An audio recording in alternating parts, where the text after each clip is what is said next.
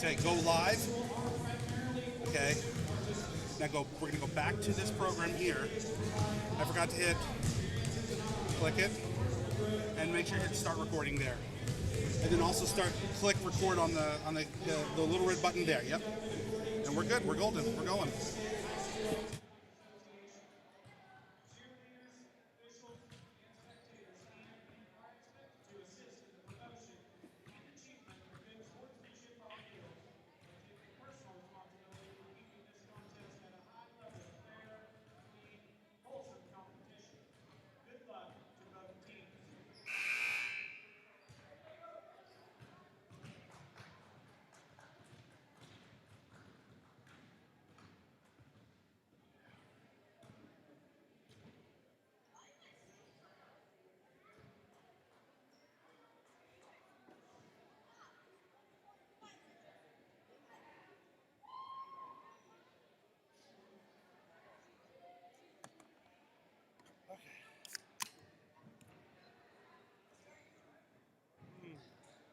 God bless. Oh, that's so wonderful. That's beautiful. And now, ladies and gentlemen, for this evening's starting lineup. The 5'6" junior, number 1 for the Chase-Raymond, Lexi Donovan. The 5'6" senior, number 2 for the Trojans, John Perry.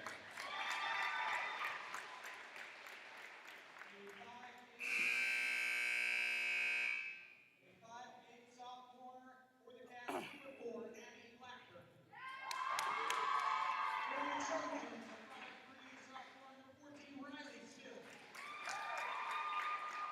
For the Cats, the 5'5" freshman, number 10, Haley Miller. For the Trojans, 6' senior, number 25, Megan Beach. The 5'9" junior for the Cats, number 11, Isabella Antuna. For the Trojans, the 5'7" junior, number 30, Mallory Church. The 5'10" junior for the Cats, number 33, Massey Herrera. And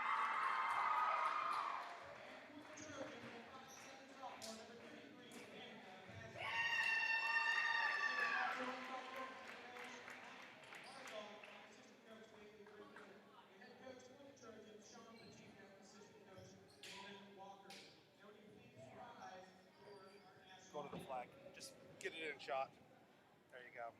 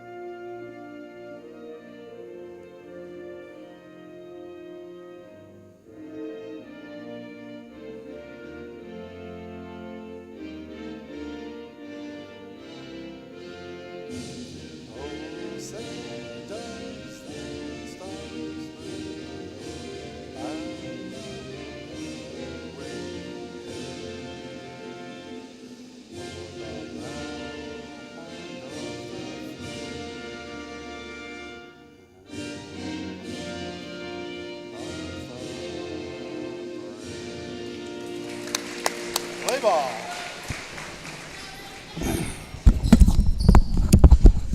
Ladies and gentlemen, welcome to Tescott, Kansas, home of the Trojans. Tonight's matchup starts, well, okay, I'm confused if exactly, is this a league game or is this not a league game? So that's one of those things that I've trying to figure out. I think that this one is the not league game, but we're going to find out. We'll see what happens there. So, I believe that the only win or the only game that Tescott has played is against Wilson. They've had a number of, teams drop out, whatever. Cats are 2-2 walking into here, so back-to-back wins for the Cats. We'll see how they translate this in. Tip-off there goes to Jonna Perry, so it's going to be Trojan ball. Inside there. Inside to Raven Peterson. Pops it back outside to the wing. And there's a nice takeaway there by Cassie Herrera. All right, in right back upside. Cassie using her effort to get inside. Back out to Izzy Antona, pulling it off from the short corner there. Cats up quick.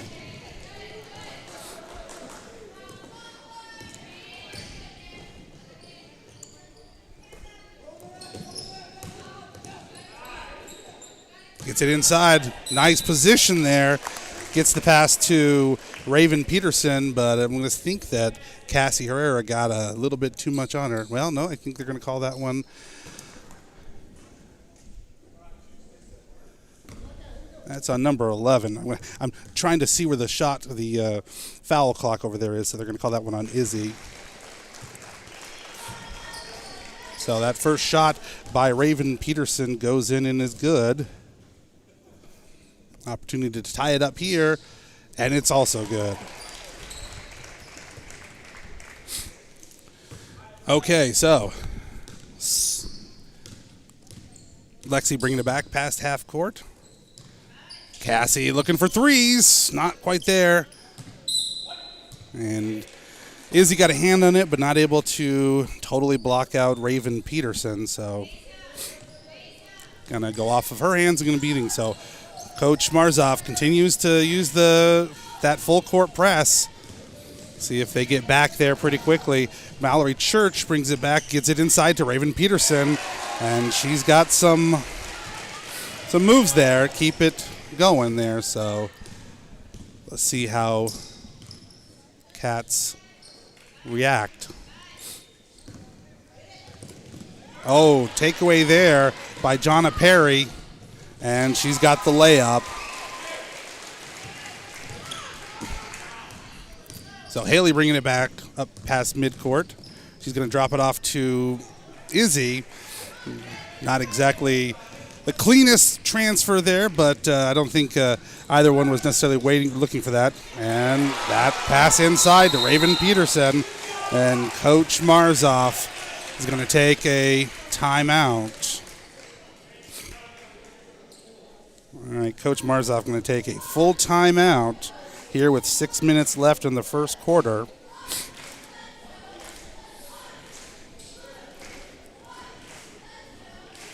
Last year we played the Tescott Trojans twice and lost in difficult fashion each time. I know that the first game again, last year the Cats only had, I think, 5 players. We were between late entrance by some of our seniors last year and COVID. We had some difficulty there getting all of our players right off the bat. So that first match, I was talking to Coach Marzoff. He said it was a tough way to measure their abilities. But the second game, they played a much tighter. I remember that game at home right towards the end of the season. In fact, I think that was the next to the last game last season. And a lot of big strides made there. So all of these with the exception of the new freshmen were part of the team last year. So we, of course, are going to miss Lindsay and Tori and Skylar. So, but this is a very different team, and so a 3-on-2, real quick shot there, and right away, Jonna Perry able to get the rebound and make the shot there.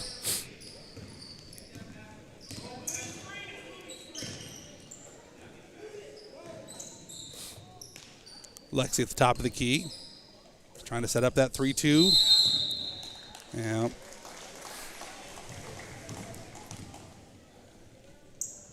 So Haley taking a little step there before she's able to get the ball off. Or the dribble down, let's put it like that way. All right, so Raven Peterson got Abby Blackburn all over him and then tripping. I think they each tripped over each other.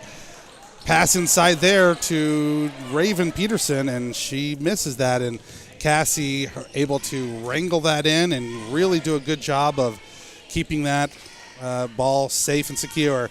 Good shot from the free throw line right there on the elbow by Cassie Herrera. So cuts the lead in almost half. Sorry, had to do some math there. Danica Paisley gets it inside to Peterson and not able to get a clean shot because Cassie's right there. And Lexi's trying to do everything she can to keep it real. And that goes off of the hands of Riley Still for the Trojans. So, cat ball. Once again, I'm joined here by our good friend Caitlin Schwartzfeger, whose mom is listening to us right now. Right? Okay. Mom says I shouldn't give Caitlin a mic. I think she's wrong. I think there's going to be lots of fun things that Caitlin will join and add to the conversation. Abby from the wing there, a little bit short, but Haley does a good job of streaking inside to get that. And they're going to get the 3-second lane violation there. But into the game comes Fallon Spangler and Jersey Myers. Cassie and Izzy take a breather.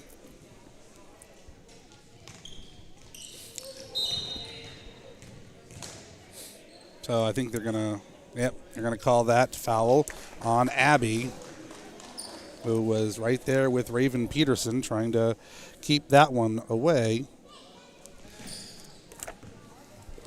So inbounds, there's Raven Peterson. Pops it back out to Mallory Church. And then inside, Abby does a nice job of poking her hand in there and keeping that away from Danica Paisley. Paisley? Someone have to help me on that one. 3-point shot there by Jersey Myers. Nothing but net. Sweet-looking shot right there by Jersey Myers coming off the bench. Clutch shot right there. So the Trojans decide to take their first full timeout with 3:52 left in the first quarter. May have to learn who that coach's name is. Sean Seneca. Pacna. I don't know. Someone would have to help me on that one.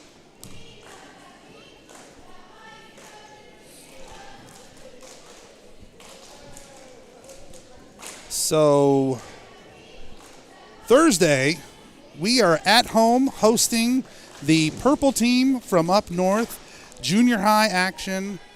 Unfortunately, our star cameraman not able to join in with all the reindeer games on Thursday because of a slight mishap.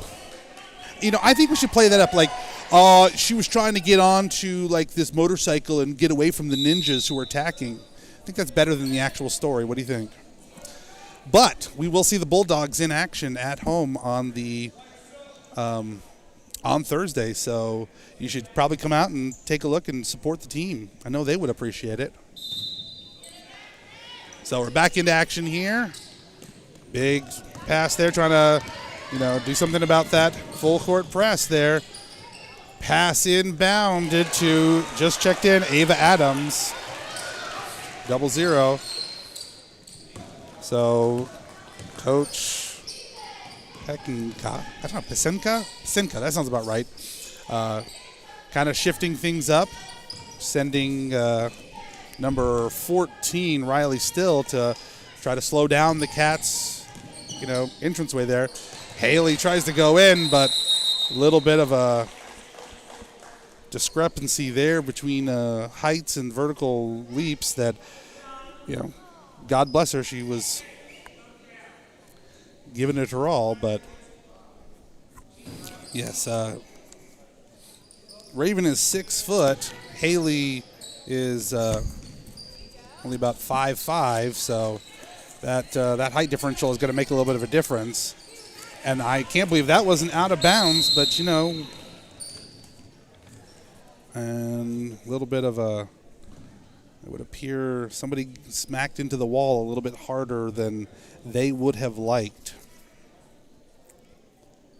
So quick timeout while they go check on their player.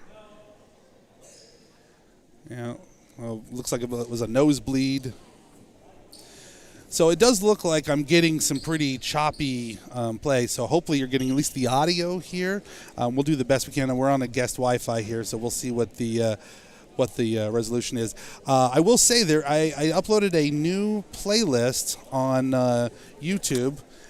Essentially, we're recording this broadcast, me talking, you listening. So we're recording that so that we have it, and we'll be uploading that when we get back home. So I'll just plug in the computer, send it up, and we'll have that available for you. So if you don't get it perfectly here, we'll have you'll be able to get back and watch it there. I know Coach Marzov always prefers to have a little backup there, so we're working on making our systems work a little bit better. All right, so the Trojans back in. Jersey gets her hands on the ball. Does a good job of hustling after that. It is Ava Adams who kind of pokes her hand in there in the end, so it's going to stay cat ball. Across the court to Jersey, back to Haley. Tries the three.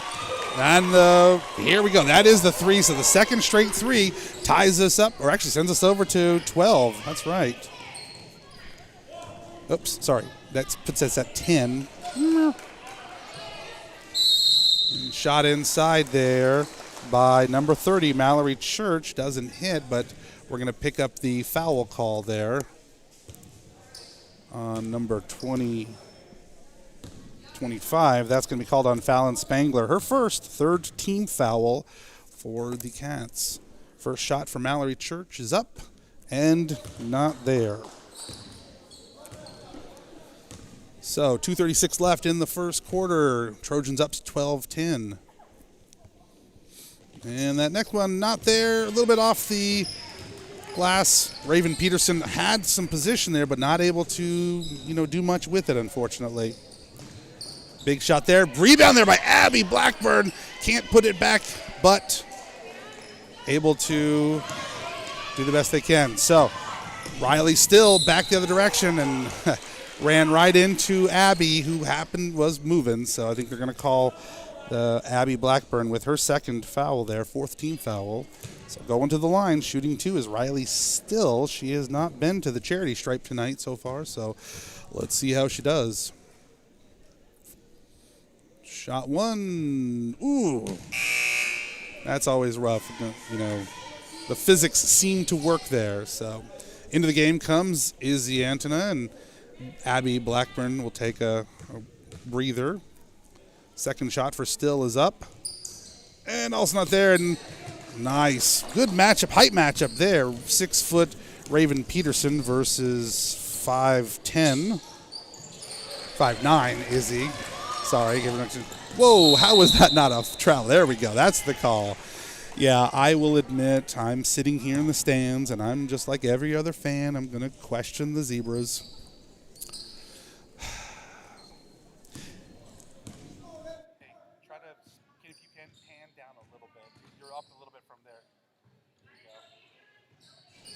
Yeah, jump ball there with Haley and Riley Still. So that'll going to go to the... You can go down a little bit more. Yeah, poor Caitlin. She's got, Mr. English, who's her teacher from 1 hour day, and then he's all directing over here. Whoa.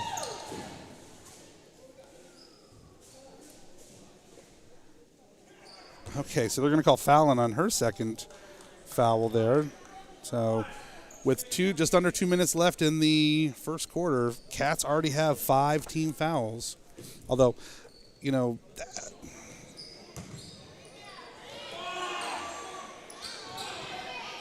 there's finally Cassie's able to come away from the scrum under the bucket there. So Haley dribbles hard. And she's going to go up.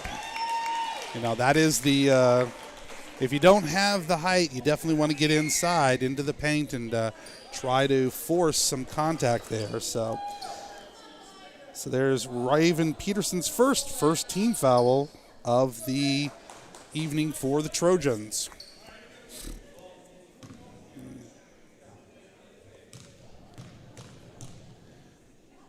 Cassie shot.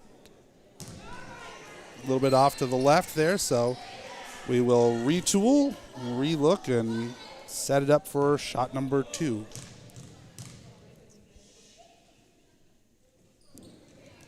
And that one's a little bit harder, but, you know, we're getting there. So Trojan ball up to still inside, back to Adams outside, and then there's Peterson, who's pulling double, getting double coverage out there. So the Cats just basically flowing at all times to that. And I think they're going to call Lexi Donovan with her first 16 foul. So here we are, 1 minute left, and the Trojans are in bonus territory there. Although I do find it interesting that it was the guy behind everything who's going to call the foul. And here again is the ref behind the play, not right there, who's going to call the foul. Now, I grant you, I'm sitting, 80 feet away up in the stand, so not exactly next there, but some days I wonder. So, Raven Peterson shooting 2, first one not there. 12-10, 1 minute and 10 seconds left in the first quarter. Now make that 11 or 13-10. So going back the other direction. Let's see what we can get for motion. Lexi tries to fit it in there. It's a one-on-one, Peterson versus Miller. Good touch there by Fallon, not able to get it there. And there's a scrum underneath there with Raven Peterson and Haley Miller going to it. Haley loses her glasses, but there is not quit in that young lady there. I definitely would not want to... well, I'm not saying I'm afraid of her, but Haley be tough. Lexi looking to set up the offense there. Cats stay in that 3-2. Lexi over to Haley off to the wing, and she'll pull the 3 out of her hat like that. And just like that, Cats tie up the game 13-all. That can't be lucky. Peterson gets it knocked away by Cassie, but she's not able to do much. Still working her way back there. Lexi gets in front of the ball there, so playing really tight to number 25 there. 8 seconds left. Ava Adams inside to Mallory Church. Shot's not there. And out of bounds, tipped off of the fingers of Jersey Myers. So Trojans are going to have 2.6 seconds left. Let's see if they can make something happen. And not there. So last second shot, not able to ring down through. So after 1 quarter of action here in Tescott, with the parade of threes by Jersey Myers and Haley Miller, with contributions by Izzy and Cassie, it is 13-all here in Tescott. Let's take a quick commercial break. Who shall we give a commercial break to? Dr. Pepper, the choice of Schwarzenegger's around the globe, brought to you by the Dr. Pepper Corporation. Maybe we can get some. Do you think we can get some sponsorship? I mean, if Dr. Pepper wants to throw us some cash money, what do you think? I don't know. I think I would be in favor of that. I have no problem with Dr. Pepper. I'm a fan of Dr. Pepper. It's not like I've got Dr. Pepper posters on the wall or anything, but I'm not opposed. Seriously, we really need to work on some local sponsors, because these breaks, I don't know what to do with myself here. I should probably talk about things that have happened, but we've just been talking about it for a little bit. Oh my Lord, did I have the wrong numbers? I do have 3, 6, 9, 10, 11, 12, 13. There we go. They moved it back. For some reason, they had given us an extra point, and I'm like, we didn't have 14. Okay, so rolling into quarter numero dos. It is going to be Trojan ball. So Cats have really picked up the intensity of the play there, and Haley Miller just puts herself out there to grab that ball, and Raven Peterson going over, just bowls her right over. So that's going to be number 2 for Raven. That's going to be big. I mean, it is very clear that this team very much depends on that ability to get in there. So the Cats getting the weave, some action there. Leaves it up a little bit. Nice pickup there by Lexi Donovan. Drops it off for Cassie. Up over Izzy trying to get the position and not able to get that. Fighting for the rebound, and so lots of folks there. So they're going to call that on number 11. That's Izzy, her second. So we'll do 1 and 1 going the other direction. And let's see, I think, is that Raven going to the line?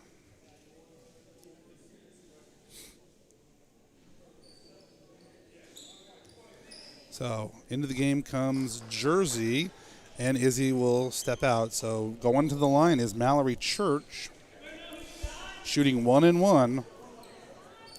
She went to the stripe once for 2 shots and wasn't able to get those first 2. Let's see how she does on the 1 and 1. And it's not there, but good reach there by Jonna Perry to get that back. Perry inside, back out to Still. Tries to get it to Church. Couple shots there, and there's Jonna Perry, 6 points. So it's 15-13. Coach going to take a timeout, 30-second timeout there by Coach Marzoff with 7:14 left in the second quarter. So time to make just a little bit of adjustment. We've really seen the Cats really flow to the offensive strategies or the points that the Trojans have made there. Raven Peterson has struggled to get back into the paint. She's had a couple of opportunities, and I think she's been rattled. You can kind of tell that she's gotten frustrated a little bit here there. But, Jonna Perry has been able to get herself available and move into those open positions, and there have been some opportunities there for Mallory Church. So it's not all one-sided or anything like that, but the Cats definitely able to isolate some pieces there, and Coach Marzoff continues to try to make those adjustments. Trying to get some more consistency on the other end of the court, make sure that we're getting open, making good passes, getting into position.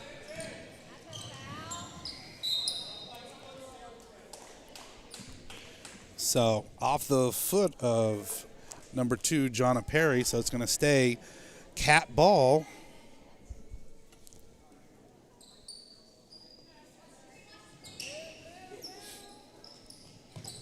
Back to Haley for threes. And the girl lives and breathes the threes in the trees. 16-15. Going up the court. Pops it back out to Jonna Perry. Back up there to Danica Pasley, who's going to try to fight off the fight there. But in position and getting the putback there. Number 30, Mallory Church, her first points of the game. So tight game, 6.5 left in the second quarter. Lexi back to Haley, gets inside, dribbles around the defense, but puts it up just a little bit high. So turnover to the Trojans.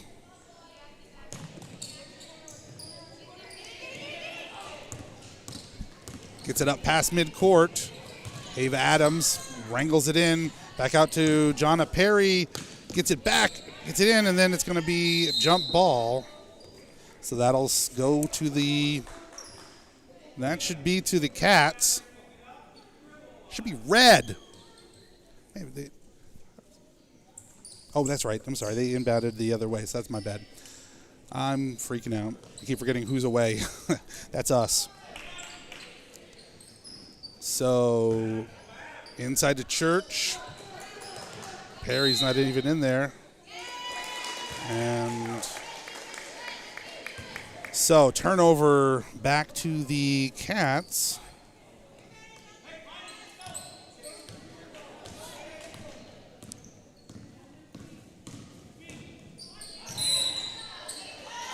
A pushing foul there underneath the basket.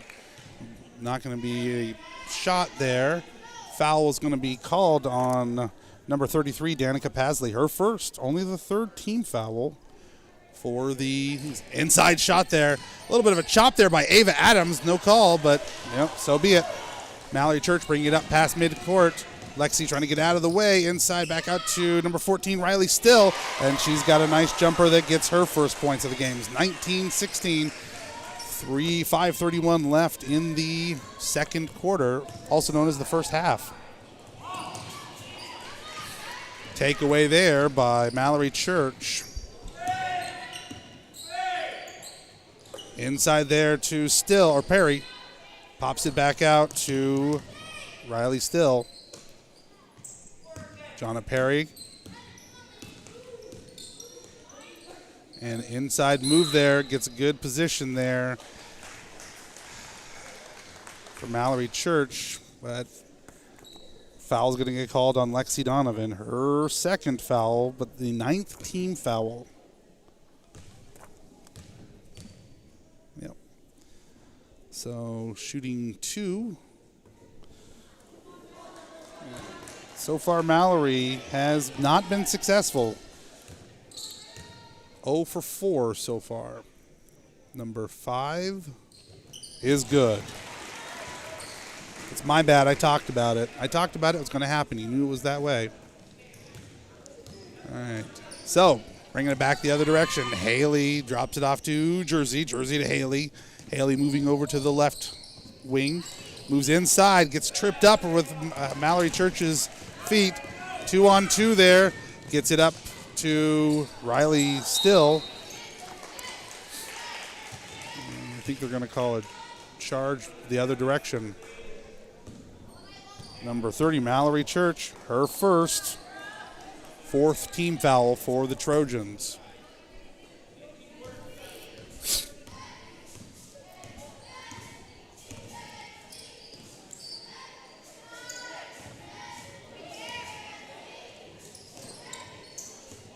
A little bit of a dangerous pass there to Jersey, but she's able to wrangle that in.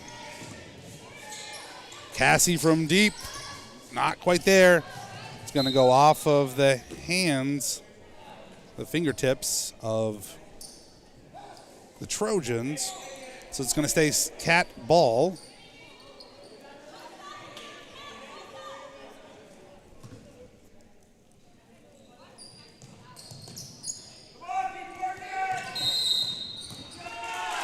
And they're going to catch them on a 5 count there. So good coverage by the Trojans. Ava Adams brings it back up. Riley Still. And there's Jonna Perry bringing it up. Nice tip there by Lexi. Tries to get it away from Mallory Church. Still from the free throw line area. So lane violation there by the Trojans. Turnover to the Cats, 20-16. Cats battling, trying to keep it close here. We knew this was going to be a tight game. Pretty evenly matched teams here, both experience and kind of ideas there. So tipped away there by Mallory Church. Haley not able to bring it together, or bring it in. So Riley Still gets it inside to Mallory, back out to Ava Adams, takes the lane, and Abby does a good job of tipping that away. So into the game comes Fallon. So we have Spangler, Donovan, Blackburn, Myers, and Miller. Mallory Church with the rebound and the putback. 22-16, Trojans 6-point lead. 3:33 left in the first half. Jersey gets it back to Haley. Haley moving inside. And 30 not able to get set. Mallory Church is going to get her second personal. So 5th team foul there. Haley trying to connect with Lexi, not able to make that happen. Mallory Church drops it from just inside the elbow. Gets the rebound eventually. takes the shot, and she's able to put it back there. So this has been the Mallory Church quarter. 7 of the 11 points, all with number 33. Haley leaves it up a little bit. Lexi with the rebound, taking a shot, getting inside the lane. Does a nice job of getting the ball in the position for Jersey to get the wrangle that in. Haley makes a nice move, but unfortunately just a hair's breadth between putting the ball down and making the move.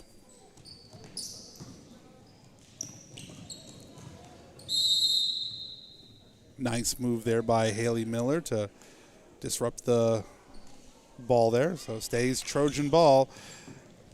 Cats trying to get all the pressure they can. Pass is not there. Danica Pasley not able to wrangle that in, so turnover back to the Cats.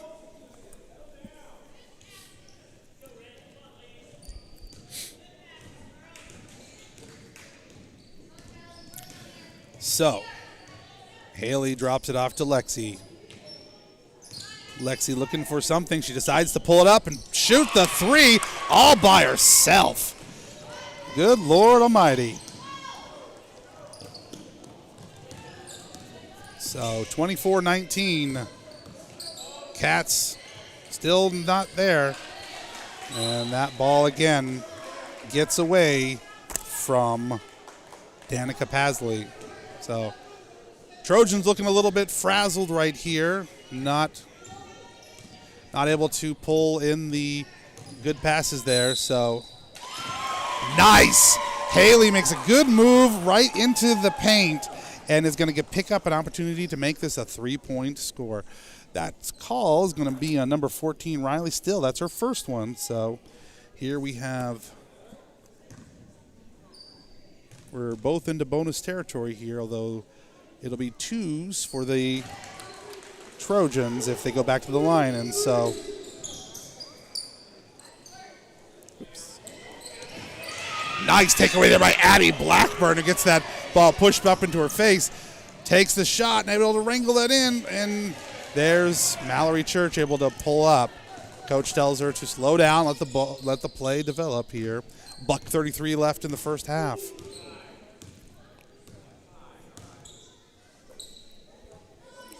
Mallory working against double team there by Lexi and Abby. Rebounded there by Danica Pasley, who's going to go shoot 2. That call, I'm going to guess, is going to be on Lexi Donovan, and that is the call. Her third foul, personal foul there. So we are here in double bonus. Going to the line is Danica Pasley.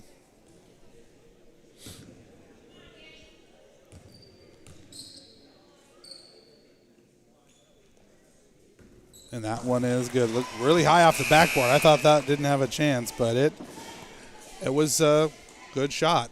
25-22 with just a minute 18 left in the first half. Trojans looking to try to pad that lead before they go in at halftime. That one's not there. Takeaway there. Not able to get that in. And so Mallory Church and Fallon Spangler go to town, and that's going to be Cat ball.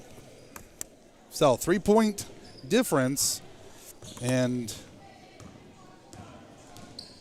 ostensibly 18 of the Cats' 22 points have come from 3-point plays.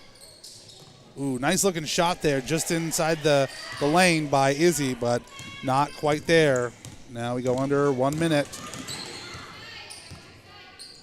So still inside to Church, who takes an inordinate amount of steps to get into position there.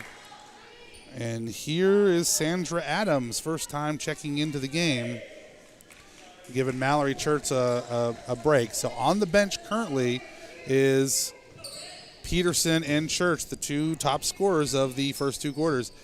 Still from 3 land, not there. Abby has it for a second, but taken away. Danica Pasley to still on the elbow. Jersey gets the back. It's going to dash back. She's looking for something, but she decides to pull it up and going to get the foul called against Riley Still. So her second, 30 seconds left, should be 1-1. Jersey going to the line. See if we can cut this down a bit.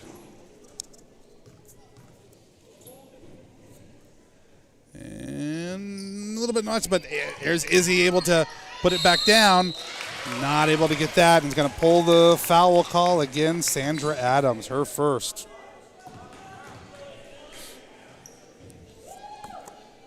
So foul number 8 for the Trojans. Izzy Antona shooting 2. Does a good job of just telegraphing that one up and in. It looks like Cassie is going to wait on the shooter to come in. And shot 2 is good. So Cassie comes in. 1 point game is the difference here. We went to the second quarter with just a tie game. Now we're just at a 1 point thing. I'm not going to try to jinx it here, but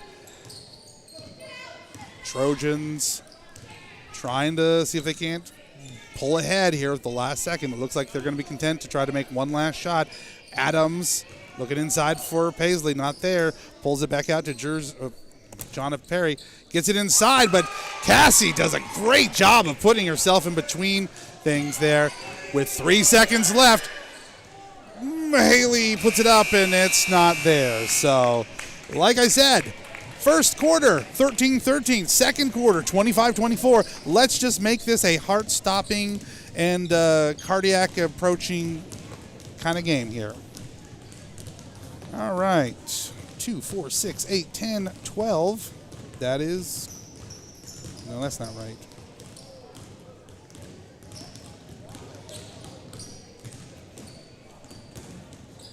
Well, either I've marked something wrong or...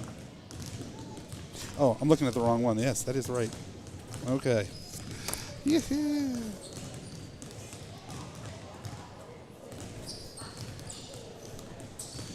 Okay. So, we got 9.5 minutes left. I would love to believe that for the next 9.5 minutes, you would like me to talk about whatever topic I would like to, but I'm thinking y'all could use a break. I think Miss Schwartzfager here wouldn't mind not hearing Mr. English blather on for a couple of seconds. That's a nod in the affirmative. So we'll take a quick break, pause for the cause, as it were. We'll be back shortly with second half action here in Tescott. You're listening to KATS, home of the Cats. So, are you telling me you're just amazed that it's full of this much crap?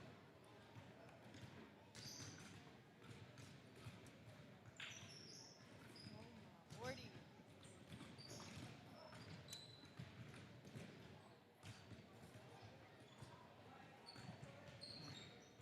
Okay. So, did you want anything food-wise or anything, or are you just waiting for Casey's at the end? We're going to Casey's. Did you not want to go to Casey's? I don't care. I mean, I'm sure Mrs. Steak. I don't gotta. My dad's home. I don't gotta babysit children tonight. Okay. Do you want popcorn, pretzel? Do you want anything now, or do you just want to wait? It doesn't matter. I'm gonna wait for a bit. I can share cheese and meat. I'm gonna kill a sixth grader. I What? swear. No. Don't kill it. Also remember this is on a little bit, so. Which one?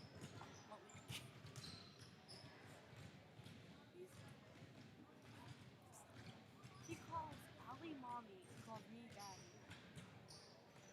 It scares me.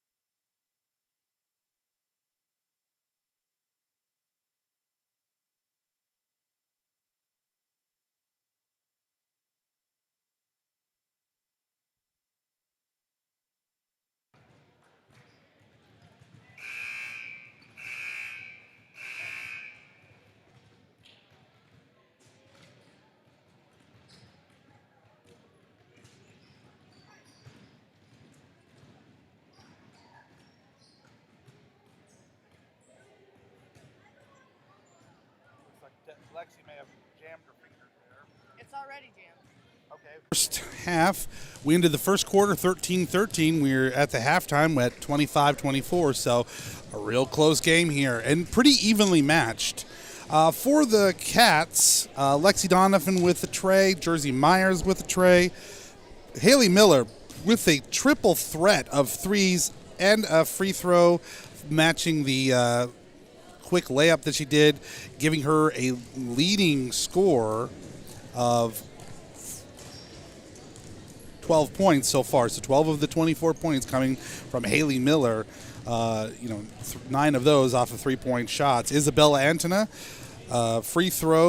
pair of free throws and a shot from the field.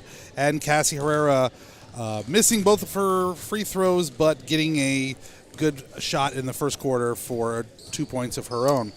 For the Trojans, Ava Adams with Jonna Perry with 6.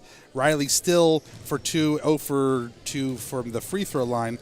Raven Peterson got no points in the second quarter, but they did pull her pretty quickly after she picked up her second foul. But she does have a total of 7 points there, 3 for 4 from the free throw line. Mallory Church, who was really active in the second quarter, had 6 points from the field and was 1 for 4 from the free throw line. And Danica Pasley going 1 for 2 there.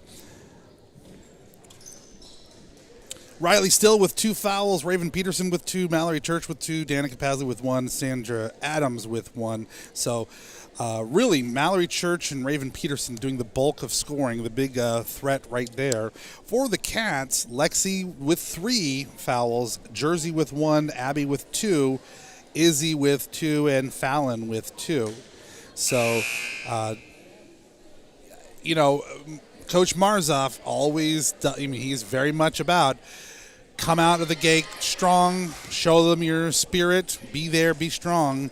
And they do come out aggressive. And that's one of the side effects is going to be that that aggressive nature is going to show up on the books in those foul categories. So we'll start off the second half with the Trojans ball. We'll switch ends of the court. So there on your left, my left, will be Trojan ball, and we'll go down to the west side here. I think on this which direction I'm facing there. Inside to Raven Peterson, pokes it back out to Pasley. Pasley over to Still. And around the edge there. Looking to get inside to Peterson, but she's got triple pressure there. Pasley over to Still.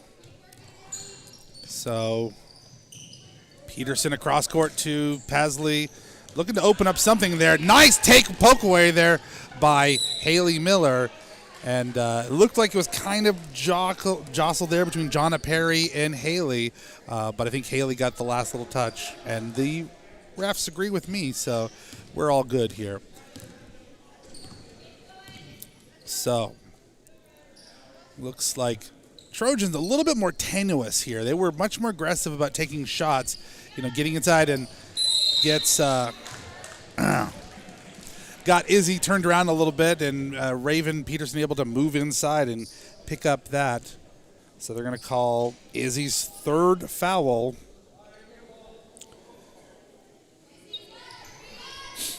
So inbound pass there to Raven Peterson. And that's on Lexi, her fourth. So we are very quickly running through fouls and opportunities there. They're only putting 3 up there, but I have 4. There's the 4th one there. Raven Peterson going to the line to shoot 2. She's been pretty good so far. And I jinxed her on that one. So if you're a Trojan fan listening, my apologies. I do pass out the jinxes here and there. Second shot for Raven Peterson is up and good. So 26-24, just under into the third quarter, in the second half. So first real opportunity for the Cats to have the ball. Nice pass inside to Cassie, who gets a little bit too much on the ball there, so not able to hit that shot, but it was a good-looking probe right there inside the paint. Jonna Perry working her way around Haley. Pops it back out to Still. Moving around, using the 4-1, just trying to get it right inside there to Raven Peterson. Test the wills there, too far on that one. Rebounded eventually there by Jonna Perry, who gets the 2. Bringing it back down the other end of the court. Top of the key, over to the right wing is to Abby. Back to Haley. Drops it off, and round the edge that they go. We're going to call that one, I think, on number 2. Sorry, that's Jonna Perry. Her very first one there. So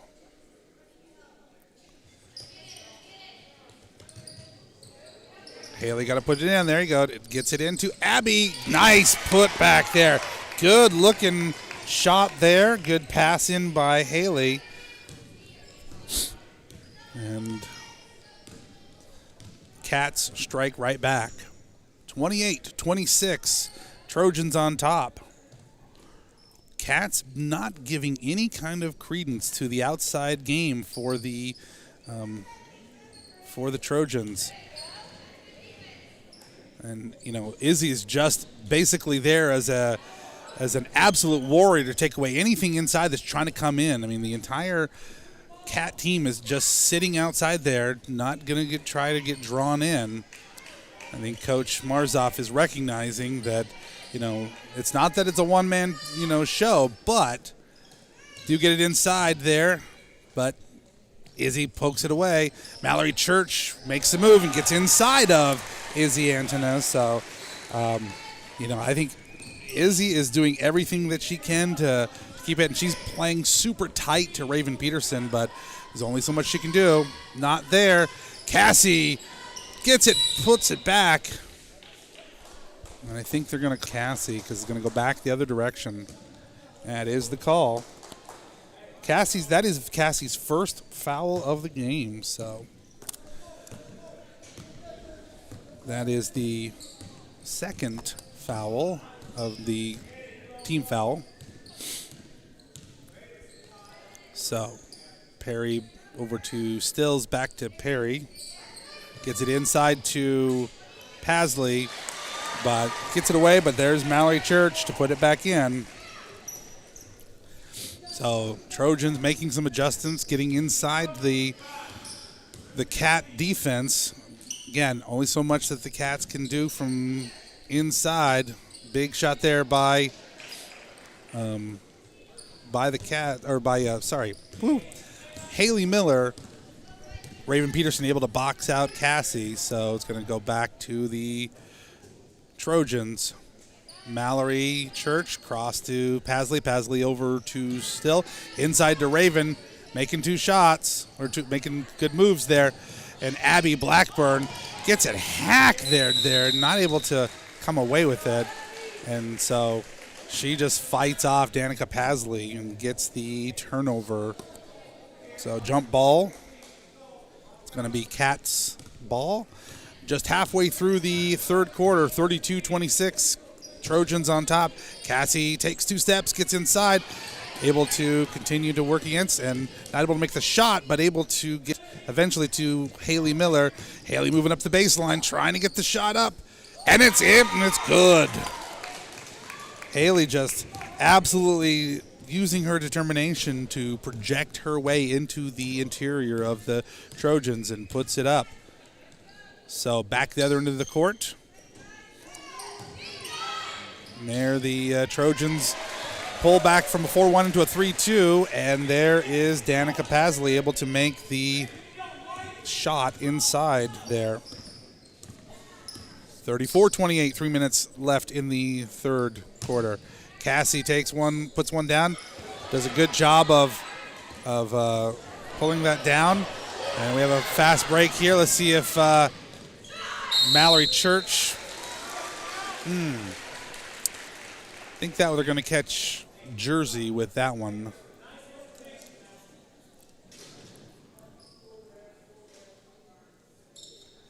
Yep. And we're going to call Abby. That's her third. So shooting 2 is Mallory Church. She struggled from the free throw line tonight, but no more. We'll see. We'll see. Gets that one to drop. 35-28. Fallon comes in, gives Cassie a breather.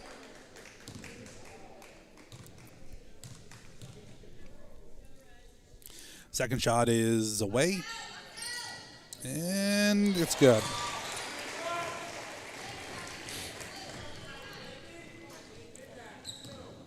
So, Haley Miller bringing it back past midcourt. Gets it back in her hands, moving around the corner there. Abby wants 3, not there. Fallon tries to get it, but Danica Pasley moves inside. Fortunately, she can't wrangle it in, so it is going to stay Cat ball.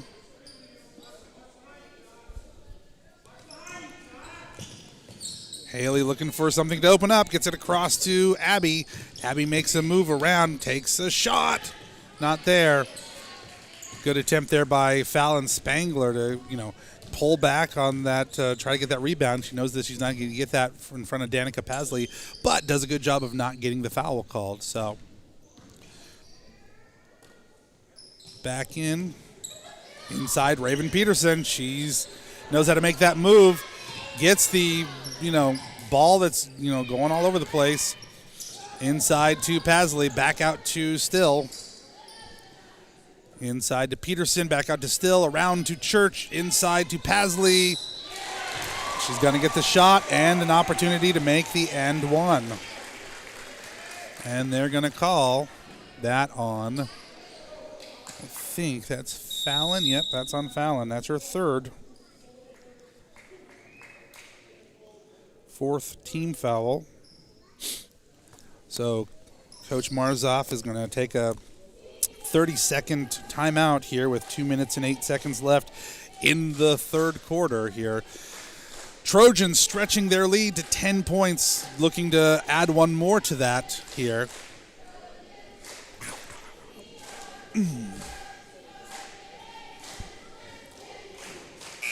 So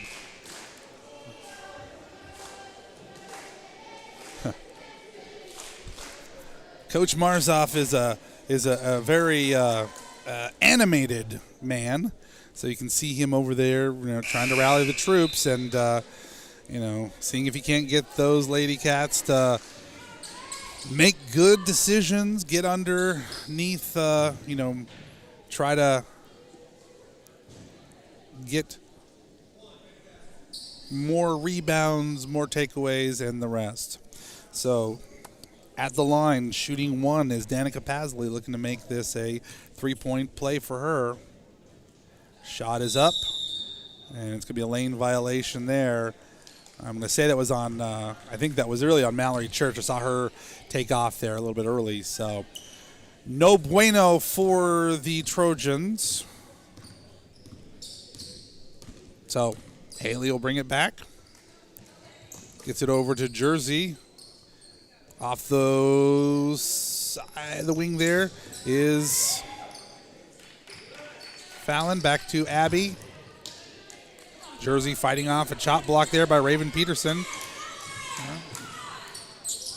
Haley trying for 3. She has not been successful in the third quarter. She's been her bread and butter through most of the game, but not able to make it happen here. So, Cats pull back from their press, and Trojans retreat back into there. Looks like there's moving around the corner, looking to try to get either inside. Mallory Church tries to get inside the baseline there. Not able to find a shot that she likes. So Raven Peterson inside to Danica Pasley. And Peterson takes a little bit of a shuffle before she goes. She takes off there. So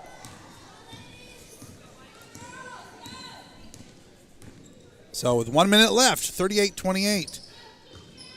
Cats looking to make some momentum there and moving stealthily. Haley going to pick up the foul. I think they're going to call that one. Yep. Well, no, they're changing that to 14. I guess they Guess they put that on Riley Still. That's her third. So Haley Miller shooting 2. She's been pretty deadly from the free throw line. And there I did. I jinxed it. There it was. I'm the Jinxmeister. Ladies and gentlemen, I am a Red Sox fan, so I know what I talk of here. I know how to jinx a team. My apologies. See? That's all me. Haley, if you're listening to this later, that was my bad right there. I should stop talking positively or something. I don't know. So 45 seconds left. Trojans looking to have one good shot. They'll have the inbound there. Oh. I think Raven saw somebody moving one direction, and unfortunately, I think Jonna Perry was going a different direction. So, okay. So, a little bit of miscommunication there. Mallory Church stays in, and Jonna Perry steps out. Haley to Abby, inside to Cassie. Moving against Peterson, not there. Fallon putting it back up, not there also. And that's going to go off of Raven Peterson.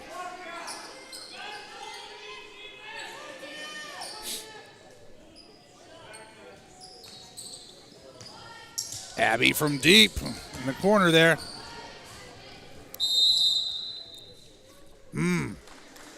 Coach Marzoff said it was the cat ball, but unfortunately the guy with the yellow or the white and black shirt says, no, sir.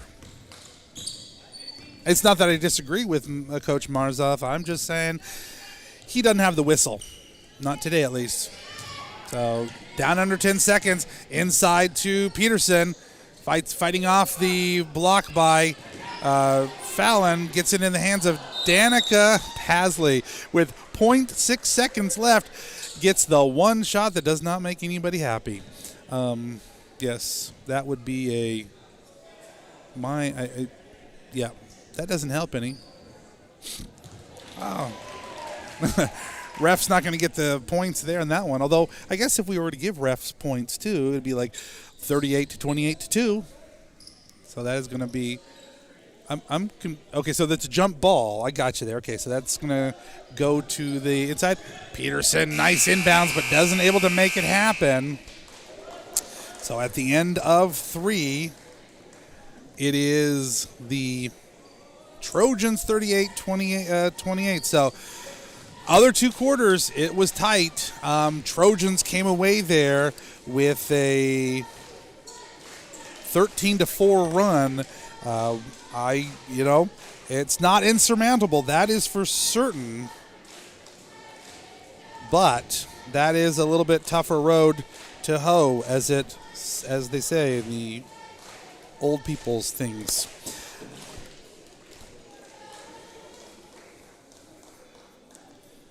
So Trojans been consistent. 13 points in the first quarter, 12 points in the second quarter, 13 points here in the third quarter. The Cats 13, 11, and 4. So clearly, Cats need to get better looks, need to definitely get those gimme shots, some of those inside moves there. Yes. I always feel like whenever I hear analysis like this, it's like, you're not doing it down there. It's a lot easier to say that up in the bleachers than it is down on the floor. Caitlin Schwartzweger is nodding her head in the affirmative, saying, yeah, it's much tougher when you're down there trying to get it done, right?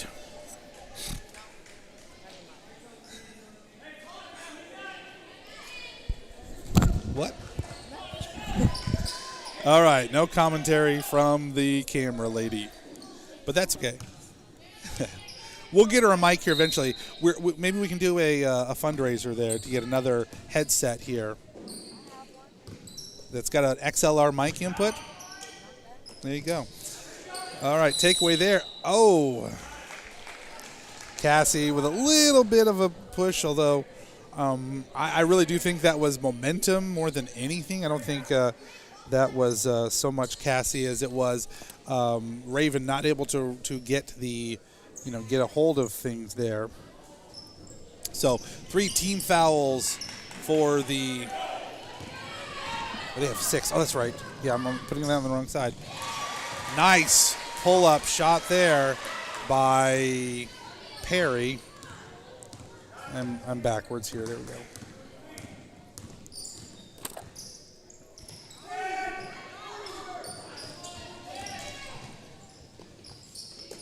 Shot's not quite there.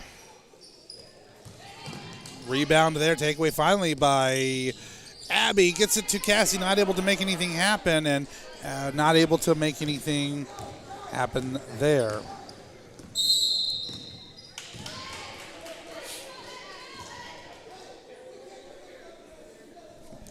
I am struggling there. What was the call?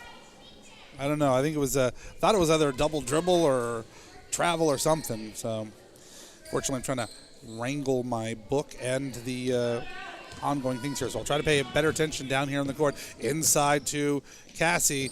Thinks better of making the shot. I always like that that's a jump ball, and it's nobody actually has their hands actually on it. I mean, like, it's rolling around down there. Nobody's actually wrangled it in, so how's that a jump ball? But you know what? I don't get paid the big bucks, so back the other end of the court. Peterson inside, gets it back out to Still moving inside. So they're going to give the bucket to Still. Give her an opportunity to shoot the and one. Going to call that on Izzy Antonin, her fourth. So Lexi and Izzy each with 4. Abby, Fallon, and with 3. The end one is not there, but Raven Peterson able to get the rebound.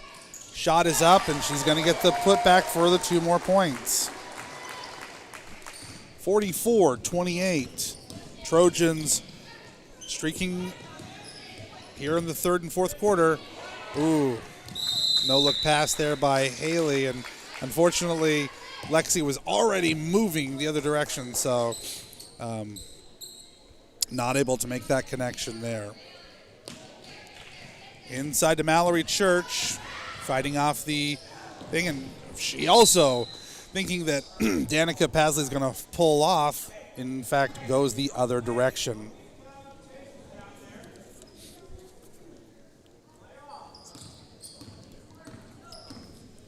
So cat ball, pair of turnovers here. Lexi gives it up to Haley. Haley inside to Cassie. And she gets the nice little pass over Raven Peterson's head. Breaching 30, still 14-point lead by the Trojans. Pasley gets it off of her hands. And Coach Pasenka is going to take a full timeout there. It's his second one, but he's got some more to give. So we have 60 seconds here to relax, ponder the deeper majesties and mysteries of the universe, and ask ourselves, why exactly would a squirrel put on a astronaut uniform and go down under the sea? I've never understood this about SpongeBob. I mean, I don't necessarily think that I need to have logic answer all my things, but yeah, I don't really understand that one so much. So if you'd like to comment and school me on what that's all about, I'm open to some discussion. But in the meantime, we'll kind of keep our eye on the game right here as we come back into action with 6 minutes left in the game. Trojans up 44-30. It is going to be Trojan ball. Going the other direction. Church inbounding there to Jonna Perry. Over to Still, looking to try to get it inside.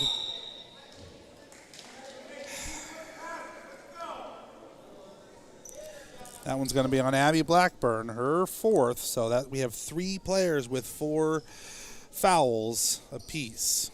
And that's the foul number 7. So going to the line to shoot uno. And that one, Uno is not there, but getting the rebound is Mallory Church, who's going to take 3 extra steps. I swear to God that not all of those would count.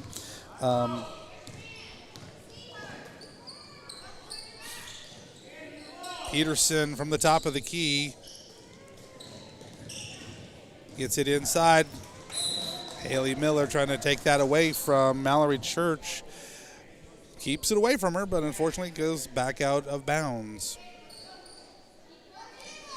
So, Perry gets the inbound pass. Trojans setting up the 3-2 inside. Pulls that up. Lexi Donovan pulling it down. She's going to zip down the court. Whoa! Put a little bit of mustard on that one.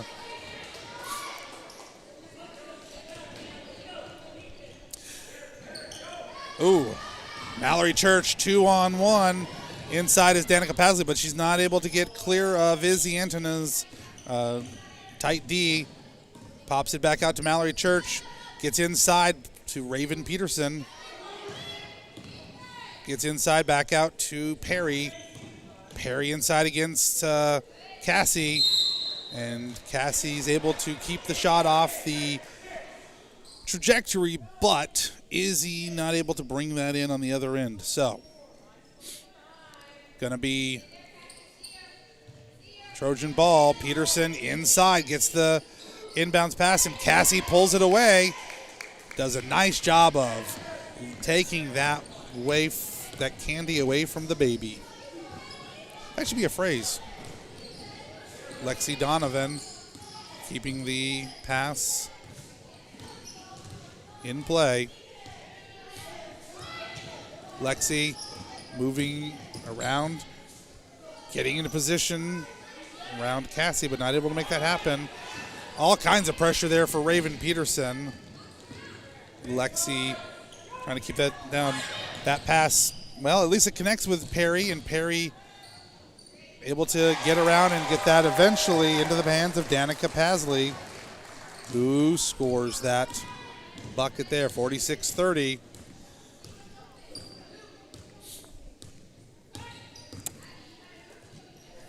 Lexi off of the fingertips of Cassie. Oh, Lord almighty. Oh, ouch. Lexi went down hard on that one.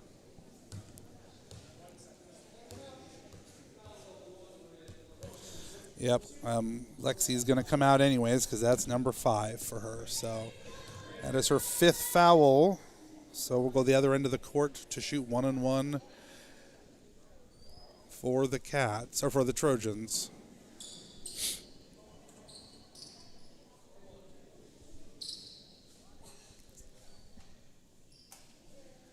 So shooting 1-on-1 is Raven Peterson.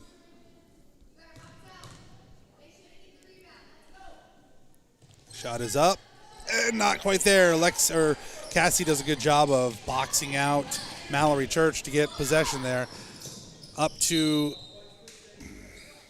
nice good pass there to Abby Blackburn, who's able to make the move and get a shot off, but gets tipped out of bounds. 3:52, 46-30. Izzy gets the inbound pass, tries to get inside to Haley, does do that. And we're going to get the foul call there. And that is on number 2, Jonna Perry, just her 2nd. Only the 3rd foul for the Trojans. Shooting 2, Haley Miller. See?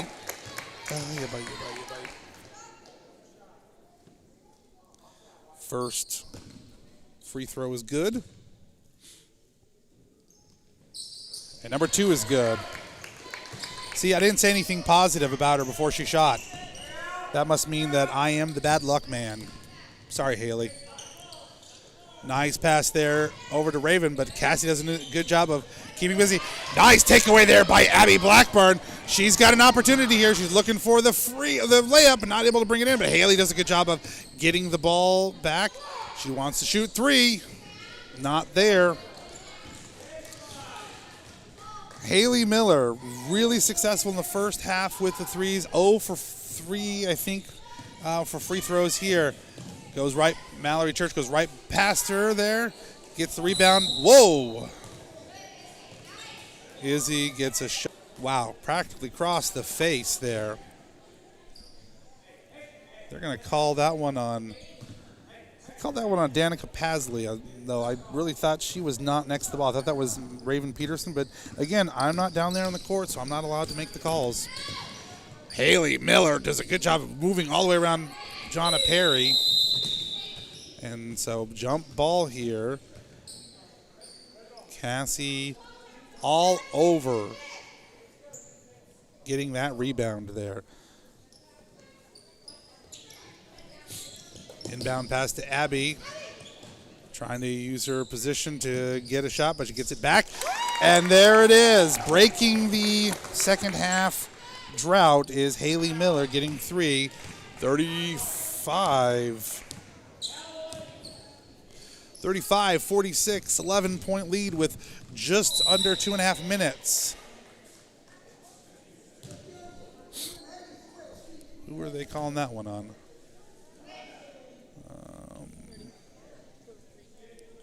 And that's on the other end. So I'm, again, not clear on who they called that on because 33 is... Oh, they called it on Cassie. I'm sorry, R33. And they're saying that's number 10, and I missed one somewhere. That's too bad. So shooting 2 is Raven Peterson. First one's not there. Second one is there. Raven's been relatively inconsistent from the free throw line, but that's not what she gets paid the big bucks for. Jersey moving off there, trying to get that off. And whoa.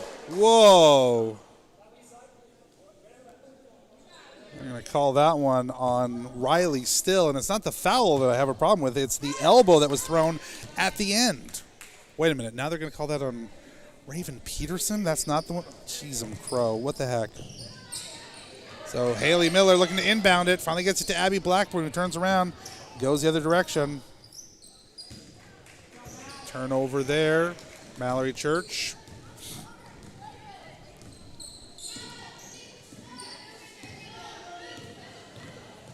Church, nice move there. Too hard off the backboard. Abby pulls it up, and she's in traffic, and then it gets taken away from her by Riley Still. Still moving back up the other direction. And Coach Pesenka, jeez, I'm going to get that, takes a 30-second timeout with $1:55 left in the fourth quarter.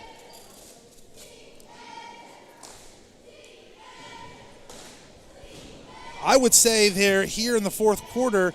I would say that tensions are a little high. The ladies on both ends, a little bit, I don't know, when you get into the fourth quarter, even if it's been not a close game or whatever, do you start to kind of think about, should I be a little bit more aggressive? Or even if you're ahead, do you feel like, I don't know. Do your emotions run wild with you in the fourth quarter?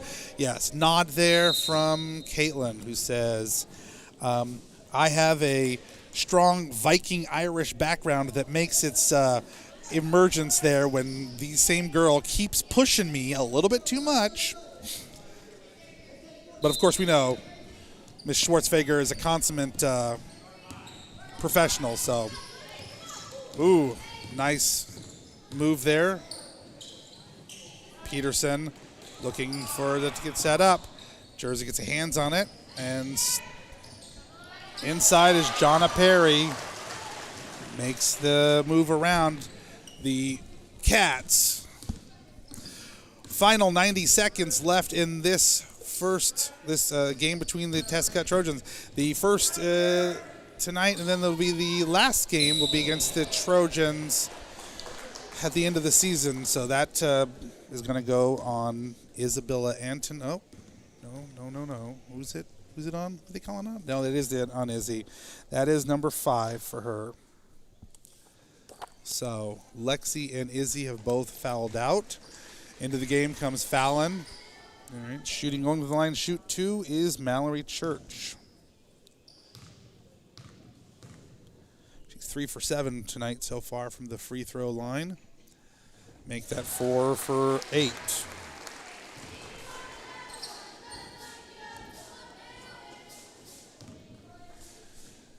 And let's see, do we go over 50% or under 50% here? Under. Abby Blackburn with the rebound. Jersey over to Haley, inside to Cassie. Taking 2 steps, and there's going to be no good clean contact there inside.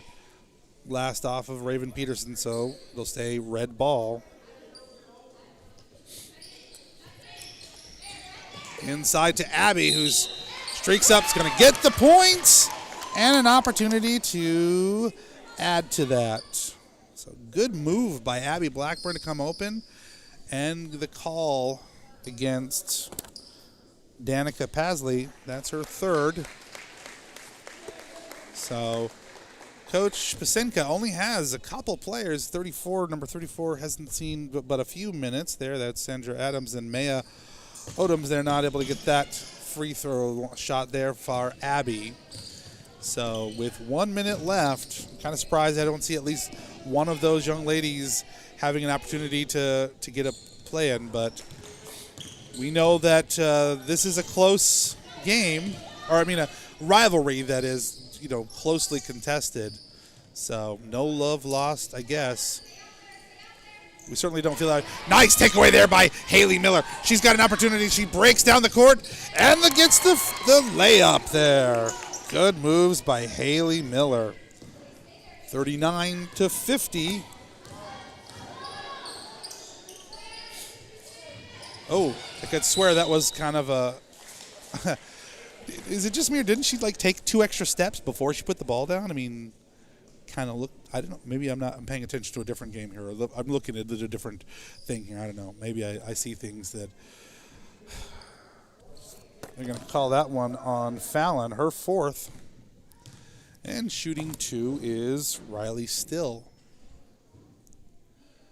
And this first shot not there.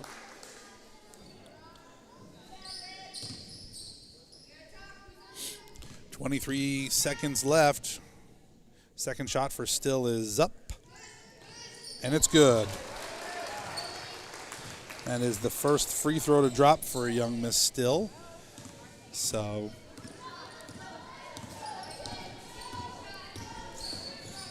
final 17 seconds, 51-33. And they're going to say that was just inside the line. So Haley Miller with another 2. 41-51. Small measures, but it's kind of nice to get within that. And so we'll wrap up things here with a score of 41 for the Cats, 51 for the Trojans.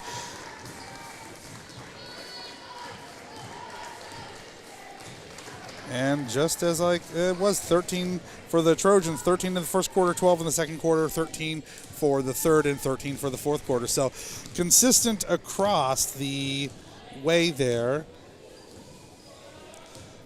for the Cats. The good-looking last gasp there.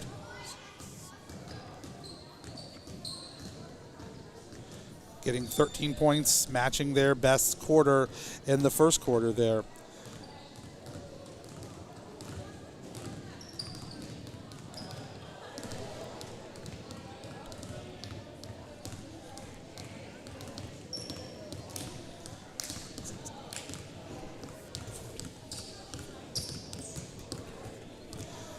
Top scorer on the night, Haley Miller, with 4 3-point shots, 4 from the field, and 3 for 5 from the free throw line for a grand total of 22 points. So 22 of the 41 points, by far the top scorer for the Cats here. Good shots there. Lexi Donovan with a 3, Jersey Myers with a 3, 4 from the field for Abby Blackburn. A field throw and a pair from the free throw line for Izzy Antona, and 2 from the field for Cassie Herrera to round out the rest of the Lady Cats play there. So we'll take 15 minutes to relax, recover, maybe take a look at a pretzel. No, their pretzels are nasty. Their pretzels are not good. Some sound criticism here from our lady consumer or concession stand consumer. I love I think we should do concession stand reviews at each of the venues. Fairfield, heck of a concession stand. I mean, good prices, walking They had tacos. ice cream. They had ice cream, they had pizza, great place. Here, you got to walk halfway across the building, and it's kind of dark when you get over there. It's kind of Oh, for the girls in junior high, you have to go all the way down the hallway, all the way down the hallway, all the way down there. for the concession stand. No, for the girls' locker room. For the girls' locker room, they don't let you use these. No, you have to go all the way down there. That's kind of crazy and craziness. So, And I had to walk all the way down there just to get ibuprofen. just to get, oh wow. So, our friend Caitlin Schwartzfigger, not a big fan of the Trojan facilities here, prefers her home field, so she's going to be excited to be back home. What do you think of? We're going to have good concessions on Thursday. What's your favorite get from the concession stand there at home? Sour Skittles. Sour Skittles. So, Mrs. Short, if you're listening, Caitlin Schwartzfigger says, order more Sour Skittles. We love them. We love them. Jennifer Short does a great job of providing all of our good concessions there. We are so blessed to have Mrs. Short do all that she does for us. All the classes have stepped up really good and helped out and made sure that they ran those concessions. I'm not actually sure who's running it this week, but Marzoff. it is. Okay, Coach Morzoff and the freshmen looking to build up their fundraising. They're hosting the fall home or this winter homecoming game this year. Let me step away here. I'm going to go check out what the starting lineups are for the Trojans and for your Gentleman Cats. We'll be back here in action in Tescott in 15 minutes or less or more, whatever. Time, it's flexible. Yes, I'm full of crap. I'm okay with that. You should be okay with that too. Hey, I like this coach's name. It's Rob Glenn. I can remember. I know how to pronounce that. Oh yeah. Oh wow. Wow, that hurts. Okay. Seriously, do you want anything? Popcorn, I don't need hot popcorn. dog. A hot dog, I guess. You could eat a hot dog. I love that. Again, you might be stopping at Casey's. There's pizza and other things there. Oh, I don't like Casey's pizza. Girlfriend, you are too picky. All right. Anything on your hot dog? No. Extra ketchup, extra mustard. Okay, got it.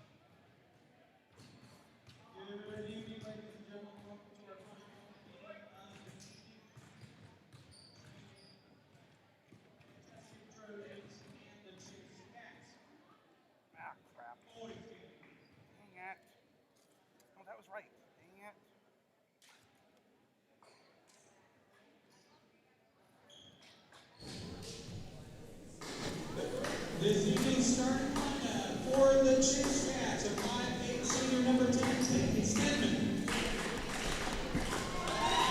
For the Tescott Trojans, number 0, 11, senior Alex Hunley. For the Cats, a 6'3", junior number 20, Garrett Brady. For the Trojans, a 5'5", junior number 14, Rick Robbins.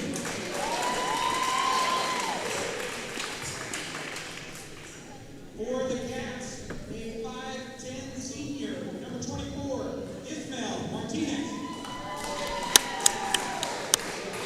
For the Trojans, a 5'9", sophomore number 20, Carter Peterson.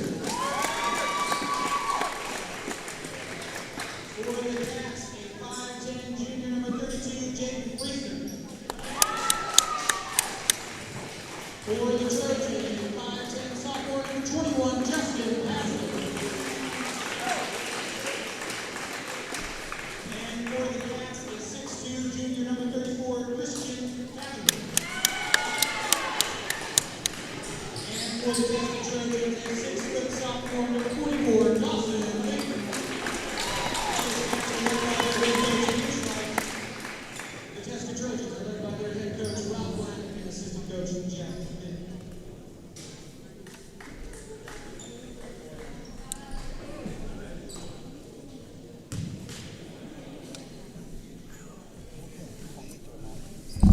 Last second.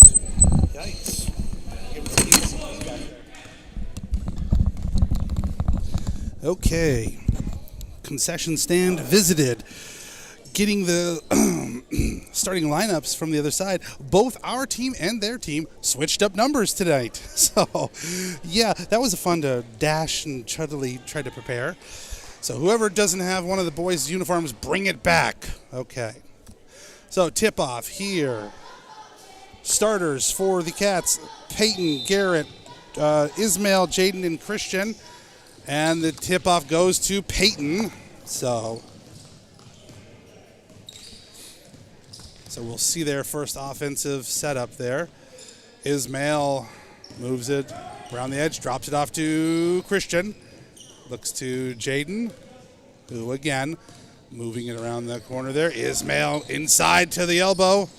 Off the butt, but Friesner with the high bounce off the backboard, and he's going to get the first blood for the Cats. For the Trojans, stars Hunley, Lee, Robbins. Nice takeaway there by the Cats. Break there by Friesner. Robbins, Peters, and Pasley for the Trojans. So, back and forth here real quickly. Inside there, not going to be able to make that happen. So, number 40, there's no 44 here. There was no 44 on their program. What in the actual, what? That's Dawson Lee, which now is 44. In the book, it was 4.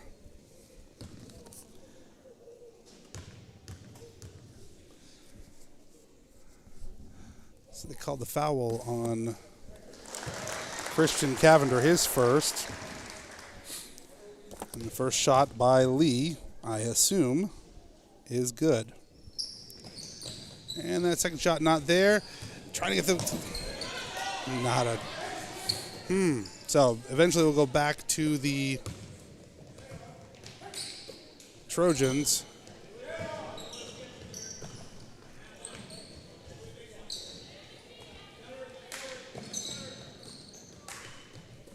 Trojans looking to set up something inside, not having any kind of success. Nice tip away there by Garrett, but able to get it under control is Alex Hunley. But good block and takeaway there by Garrett Brader. Solid defense. Good effort there by the Cats. So back the other direction, Christian moving inside. So takeaway there by the Trojans.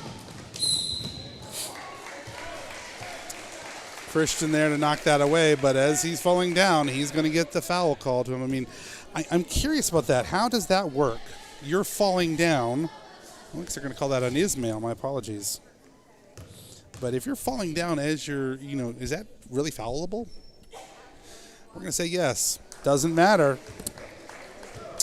Dawson Lee, first shot's not there. Let's see if his second shot is any good.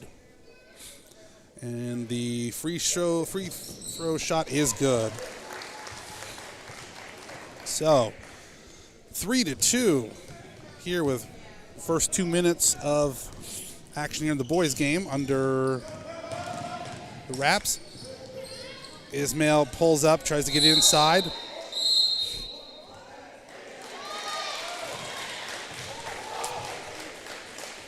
Garrett not able to clear the ball, so he couldn't get much out of that, and unfortunately not able to make a shot, so gets the travel call. Oh, sorry, 2-2. It's 2-all, not 3-2. Shot off the mark there by Rhett Robbins.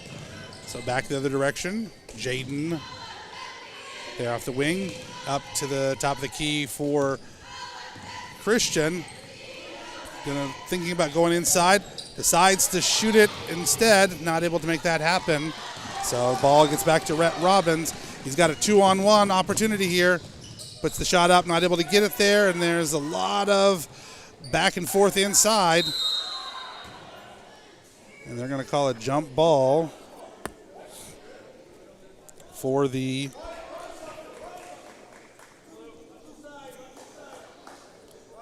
going to go to the Trojans. Jaden Friesner getting inside.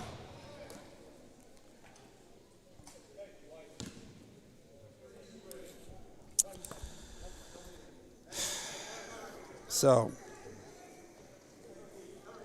Jaden Friesner with his first call.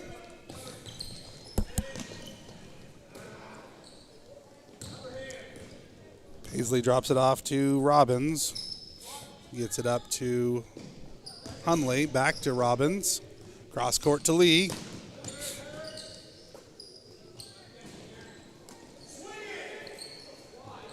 And there's two cats there to take it away. 3-on-1, so Jaden decides that that's not the favors he's looking for in odds. So he pulls up, gets it to Peyton, who off to Christian. Ismail coming back the other direction from the free throw point, not able to make that, not able to get that shot. So still 2-all here in the first quarter. A lot of defensive plays there. Not the thing for Lee's. Got to put the putback there. So first field goal of the game for the Trojans. Coach Light taking his first 30-second timeout with 4:24 left in the first quarter.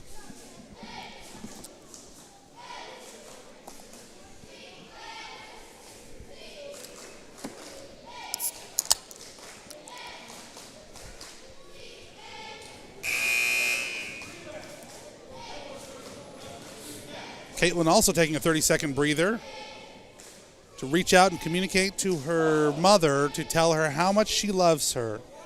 Nope, how much she misses Dad. To her brothers, uncle, grandpa. Nobody's getting Caitlin's love and affection from afar tonight. All right, back into action here. Takeaway there, but Ismail doing a good job of keeping that. Tries to get a bounce pass to Peyton. Not able to get that connection made, so Lee brings it back down the other end of the court. Drops it off there to Justin Pasley, and runs off his fingers. Garrett the last one to touch it. So into the game comes traditionally numbered 30, but because we're missing uniforms, number 40, Alex Cavender. So we've got a pair of the Cavenders and the 3-2 junior-senior run right there. Lee moving inside, drops it back to Michael Challens. Carter Peters gets it up to Rhett Robbins, moves inside, tries to get the thing.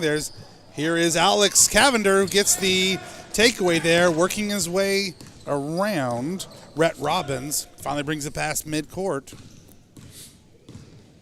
Gives it to Ismail. Ismail to Peyton. Peyton inside to Jaden. Gonna get the jumper from 6 foot. Not able to make that happen. Oh, my Lord. I would say that was not the most well-advised, choice there. That's an easy call for a ref to find. If you go up over the back trying to get a rebound it's going to go out of bounds. I'm not sure that's going to be the best thing there. Rebound by Lee. Not there, but he's going to get a push, so he's going to go to the line. They're going to call that one on number, I think, 40, which would be Alex Cavender. Foul number 5 for the Cats. Lee from the line. Not there. He has been somewhat inconsistent from the free throw line. He's had 5 opportunities. This is number 6 coming up. Shooting about 0.5%, so let's see if he does any better here. Or he does worse. Does better. Or equal. So 5-2, 3-point lead for the Trojans. 3:09 left in the first quarter. Jaden Friesner takes a break. So we've got Martinez, Cavender, Brady, and Stedman. Alex inside, gets it stripped away there by number 14, Rhett Robbins. So turnover to the Cats. Robbins with the pass back from Lee. Pops it back out to Michael Challens. Shot not there. Moved by Alex Hunley. He's not going to get there. Alex Cavender does a good job of blocking that shot, and so the Trojans will move it around the horn one more time. Cats doing a good job of maintaining a nice-looking defense. Get some hands in there. Peyton Stedman. Holy macadamia nuts. Alex from Threeland, not there. Garrett trying to challenge Alex Hunley for the rebound. Alex Hunley comes away with the rebound. Rhett Robbins drops it over to Challenge. Challenge over to Lee. Lee back to Challenge, over to Robbins, over to Peters. Robbins inside to Lee. Pulls back from the elbow with the fadeaway jumper. Not able to get that. And Alex Cavender, unfortunately, just a little bit too much there. So not only does Carter Peters get to go to the line to shoot 2, with that 6th foul, the Cats now are finding themselves at the not good end of the bonus period there. Into the game, swapping senior for senior, comes Drayton Griffith. And the second shot for Peters is up, and it's good. So the Trojans going 50%, for 4 trips to the free throw line, shooting 50%. So, one would hope that they would make some adjustments, but not there. Ismail from inside the elbow. Good rebound there by Garrett Brady. Rebound and put back there. Cuts the lead by 30%. I don't teach math. I just try to talk about it sometimes. Back on the other end, inside. Ooh, oh my Lord. I think Garrett Brady, unfortunately, mistaking that would be Alex Hunley's head for the ball, because Garrett got a lot of it there. He just sort of smacked him right there. Garrett picking up his 2nd foul. So shooting here is Alex Hunley. 1-1. Makes that one. So let's see if statistics work here. If statistics work, this one he should miss. What do you think?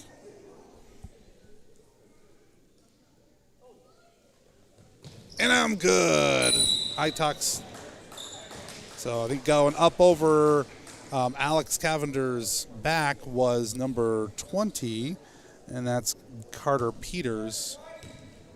Okay, for some reason they have that as his third foul, but it's really only his first. So that should be the second team foul, though. I don't think we're getting all of our information up there on the board just quite right. Yeah, there should be 7 fouls and 2 on the other side. So, anyways,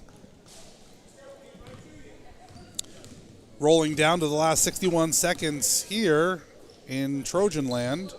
Trojans are up 7-4. Lee inside. Fadeaway jumper is good. Tacking 2 on there.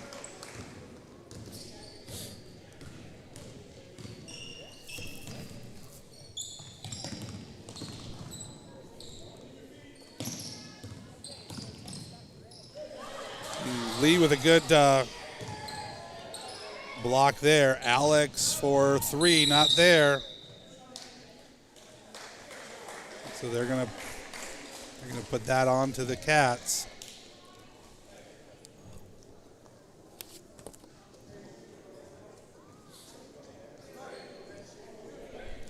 That one's on number 23, Drayton Griffith, his first, 8th team foul.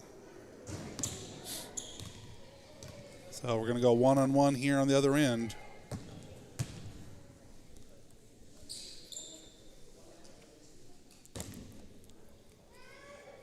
So shooting 1-and-1.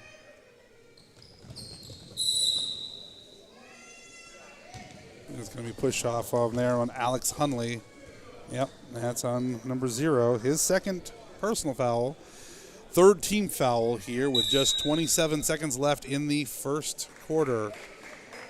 So with those 27 seconds, Coach Light says we need to regroup. We need to make sure that we're going to finish strong here in the first quarter. Justice asked what this commentary is. Who did? Justice? What would Justice like to know about this commentary? He wants to know what it is. Well, you need to tell young Mr. Cavender, he of the 7th grade, to be more specific. This is random commentary trying to talk about the events that are unfolding here before our eyes.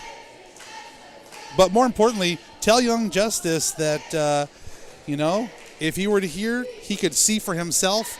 He could even come up here and do a little bit of his own commentary. But absent that, deal with it.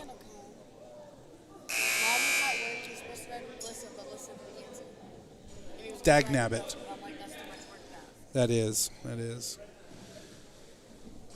So a little viewing there from the 7th grade population of the Cavender clan.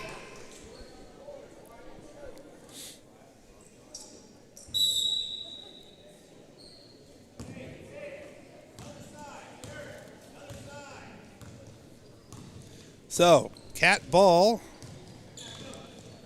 Justice's elder brother brings it down past midcourt, gives it to his other brother there for Alex Cavender to get the easy up there.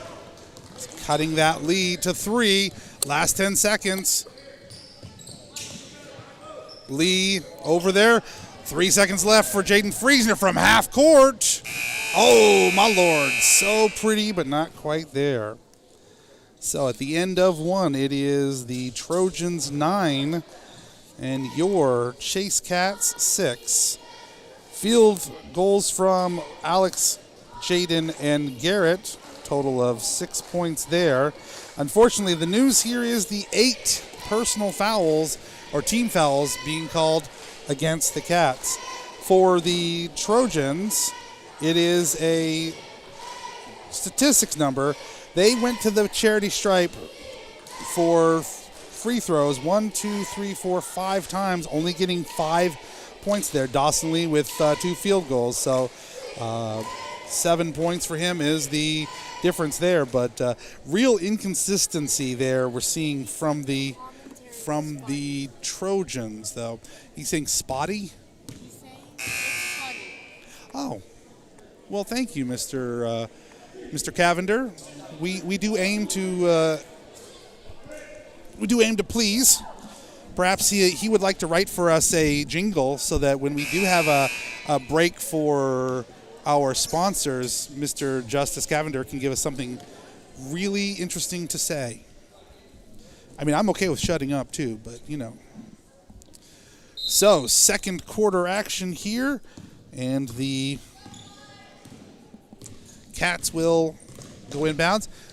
Into the paint, trying to get the shot there is Alex Cavender, and it gets tipped out of bounds.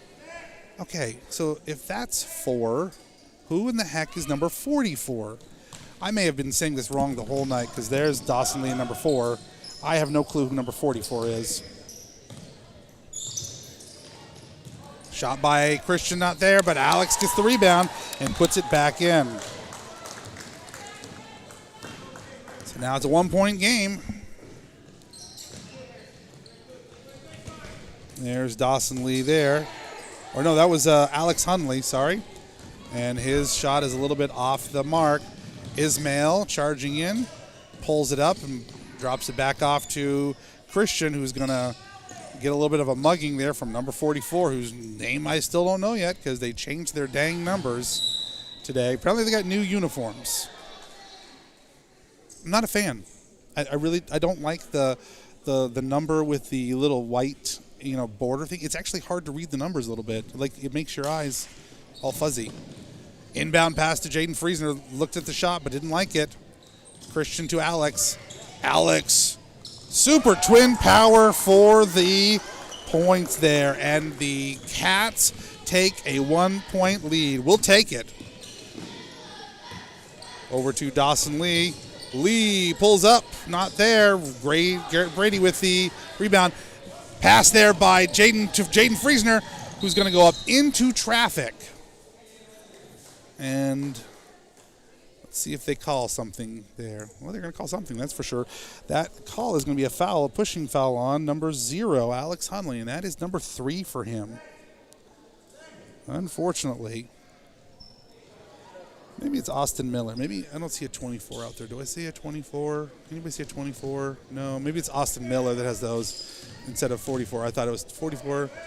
And never mind. Alex Cavender is the story here, my friends.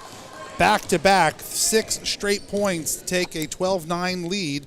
So Coach Light making some adjustments there. Lee's too hard. Ismail with the rebound. Going to pull up and dribble down the court, but brings it up. Just past midcourt, slows things down. Peyton Stedman on the right wing. Inside on the baseline, gets it taken away by Dawson Lee. And I'm assuming that's Austin Miller because I couldn't tell you if it is or isn't. I had 24. He's got 44. I don't know.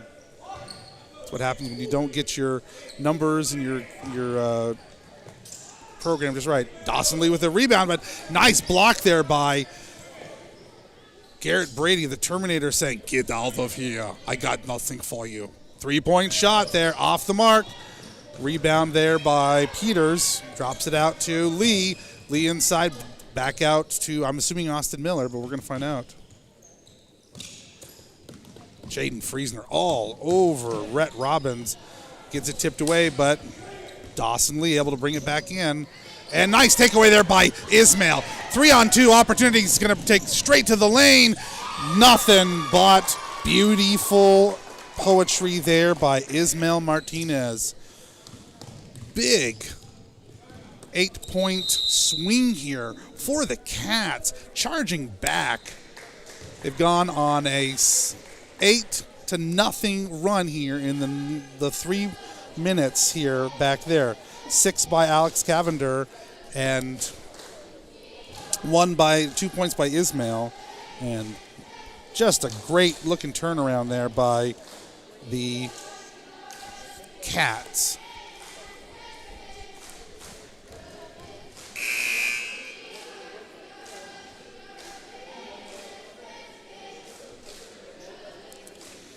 So 30-second timeout here in Tescott, Kansas. Home of some very famous people. I don't know any of them, but maybe Caitlin does. Anybody famous from Tescott? Here's my question. Is it Tescott or is it Tescott? But that sounds like Triscuit. It does sound like Triscuit. Tescott of it. Nice takeaway there by Alex Cavender, who wisely slows it down. Looks at trying to conserve this lead here and let the Cats get set up. Peyton Stedman gets it taken away there by Rhett Robbins. Dawson Lee back up over to Rhett Robbins, brings it back past midcourt. Nice takeaway there, blocked by Garrett Brady. Once again, doing my best, Arnold Schwarzenegger, get out of here. Alex up inside. Fortunately goes to the floor, not able to wrangle that in. Looks like at halftime we'll have a nice talk here with Coach Mike Marzoff, who is going to say very nice things that are very, happy about the performance of the Lady Cats in that first game. Inside there to number 44, whose number I still don't know. I really don't know who number 44 is. I mean, they changed numbers. So I don't know if that's Austin Miller or Dawson Lee. I don't know. So takeaway there. He's 5'4", so it's probably not Okay, so we're thinking it is Dawson Lee, is 44. And number 4, who's out there, is... Yeah, see what I'm saying? Like, I thought number 4, maybe 44 is then Austin Miller at 5'4", that might be. So maybe 4 is that. I don't know. They had brand new uniforms. It's confusing me. Nice pass inside by Peyton Stedman. Great assist by Peyton Stedman, hooking up with Alex Cavender, who flashed inside the paint to pick up those points for the Cats. 11-16, 3 minutes. Nice takeaway. Ooh. Good hustle there by Christian Cavender. Not able to reel it in, but able to make something. There's 24. There is a 24, so there's Austin Miller. I still don't know who is 4, who is 44. We'll still think that Dawson Lee is 44, and whoever was 4, I don't know.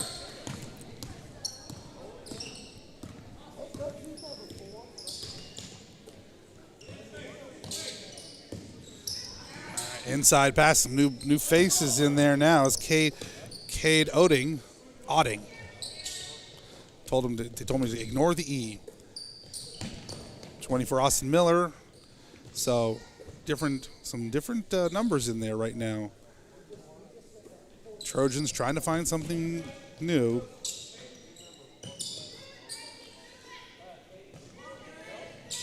So Trojans looking to open up something inside there, but Cats playing real tight defense. 3-point shot not there. And over top of everybody is Garrett Brady. That's got to be, his 3rd or 4th block of the evening so far. So good looking D inside by our post, young Mr. Garrett Brady. Inside move there by Alex. Not able to get it. Drops it off to brother Christian. That shot not there. And looks like they're going to pick up a foul call. Psst. They're going to call that one on Garrett Brady, his 3rd foul, which does not bode well for the...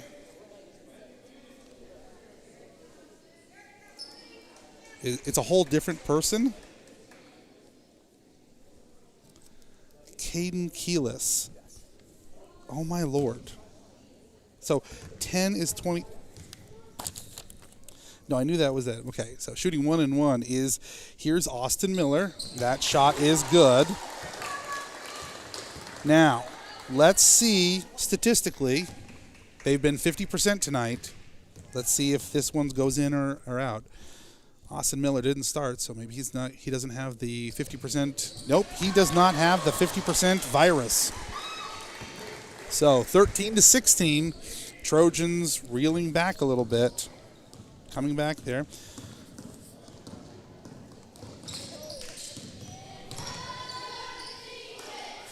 Fadeaway jumper there by Alex Cavender. So going to the charity stripe is Alex Cavender. That call is on Cade Otting, his first, 5th team foul. Shot number 1 for Alex, not there.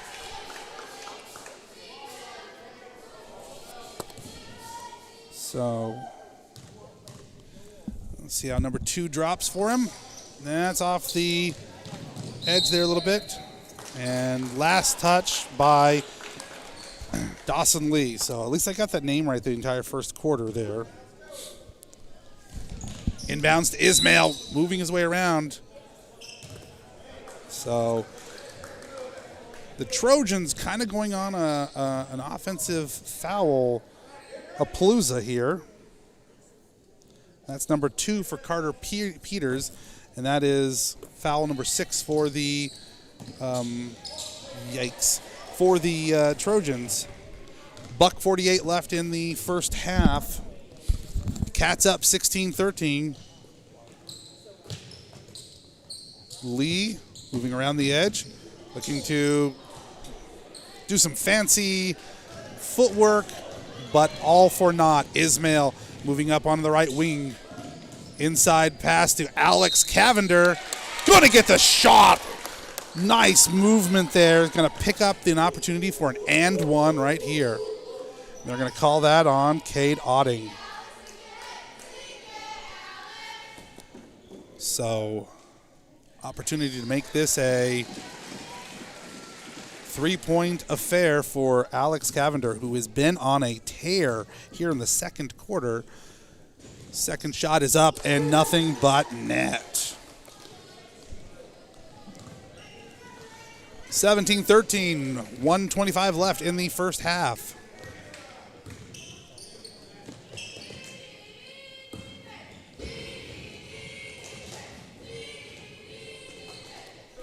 Cat Faithful coming alive here with the last 69 seconds of the first half.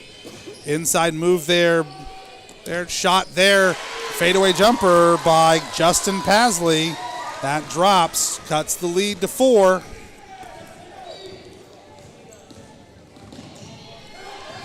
Inside pass from Ismail gets stripped or gets intercepted by Justin Pasley. 45 seconds left.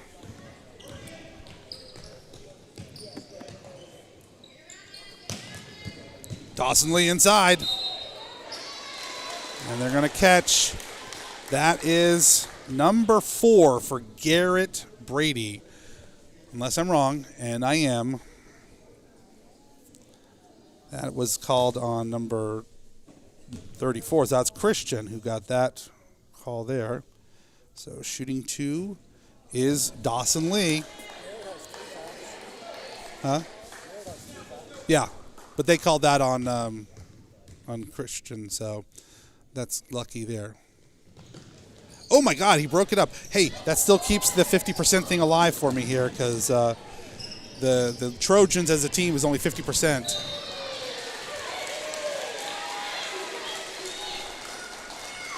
Again, I'm not down there, but it did really look like Justin Pasley kind of had his hand all the way into Alex's arm right there, and that may have accounted for why the ball got away from him. But there again, I don't know. All right. Final 18 seconds here. Trojans looking to set up something. Try to make this just a 2-point affair. Takeaway there by Christian with 8 seconds left. They looking to set up something. 4 seconds left. Inside move. Not there. So close. So at the end of the half, first half of play here in Tescott, or Tescott, depending on how you want to feel about these things. Thanks to an 11-point run by Alex Cavender, 5 from the field and 1 from 2 from the free throw, Cats surge ahead to take a 19-15 lead. There we go. Okay, let's take just a couple seconds for our sponsors back in this New York City while we regroup here. We'll come back here and have a few words with our friend Mike Marzoff.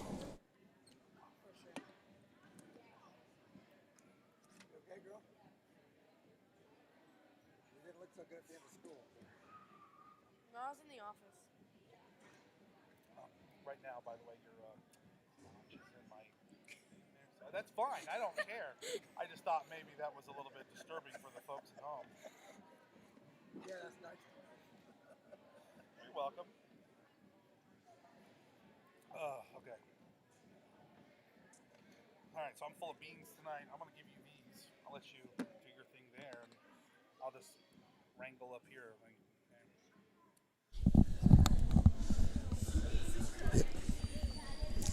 This right here. Okay, so I'm here with Coach Mike Marzoff, girls head coach there.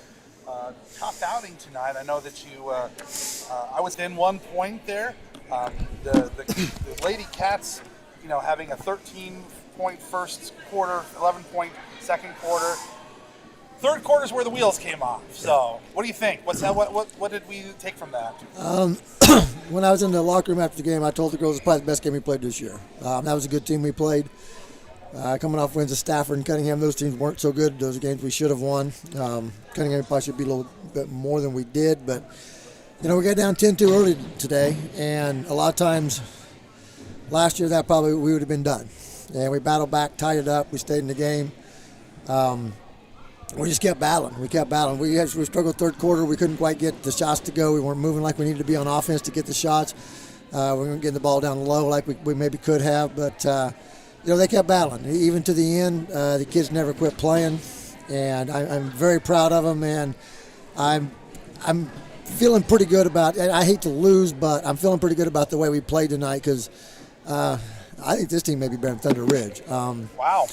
This team went to sub-state championship game last year and had their two best players back. And they were a load for us to stop. We focused on, we knew who we needed to stop, but they were pretty good basketball players. So sometimes you know what you need to do, but you just can't get it done. Well, Raven Peterson came out and scored a really quick 6 points, really moving well into the paint. And then you guys just absolutely locked down on her. She didn't even appear in the second quarter, picking up 3 fouls in the first quarter. What did you guys feel defensively you were able to do to make those adjustments? Well, we just lost her early. We knew 25 and 30 were the two players we were chasing everywhere. We knew we had to stop those, and we lost her early some. She's a good player. She got positioned inside, and she's like 5'11", and probably almost 6 foot tall. We don't have anybody that height. We got some that are kind of there close and can push around a little bit, but once she gets the ball on the blocks, it's hard to stop her. And we just had to keep her from getting the ball on the block. And we did a better job of that after the early stages when we got down 10-2. Basically, it was mostly her scoring on those. Right. And we did some adjustments just keeping her from getting the ball. Because once she got the ball, she's hard to stop. Yeah, but I think one of the things I noticed was that your defensive strategy there, locking her down in the first quarter, made her a little bit less effective in the later quarters. She was very tenuous, and yeah. I think she knew that there was not going to be an easy path there. So I want to give big credits to Izzy Antona, who just locked her down. Cassie Herrera underneath in her post position, I thought was fantastic there. On the other end of the ball, Haley Miller just exploded there. Big shots from the three land there in the first 2 quarters. But again, fourth quarter, 0 for 3, I think, from the three-point shot area there. So, but made that adjustment. Again, third quarter, only 4 points. Fourth quarter, you score 13, and they weren't desperation points. Those were solid points. So, what do you think, Haley Miller, what kind of adjustments do you see her making there? Yeah, Haley's still learning to play the high school game. It's a completely different game than junior high game. It happens. It's so much faster up here. And I think that's the first game against Thunder Ridge, our freshman, Haley turned the ball over, I think, maybe 10 times, and Jersey turned the ball over 7 or 8 times because the speed of the game is so much different, and you can practice, but until you get on the floor, they don't get to see that. Right. And she's making that adjustments now. She's learning the speed of the game. She's finding herself open. She's not afraid to shoot. She's never been afraid to shoot, and I don't want her to stop shooting. I want some other people maybe to shoot some more when they've got the shots, but Haley, I don't think Haley come out tonight.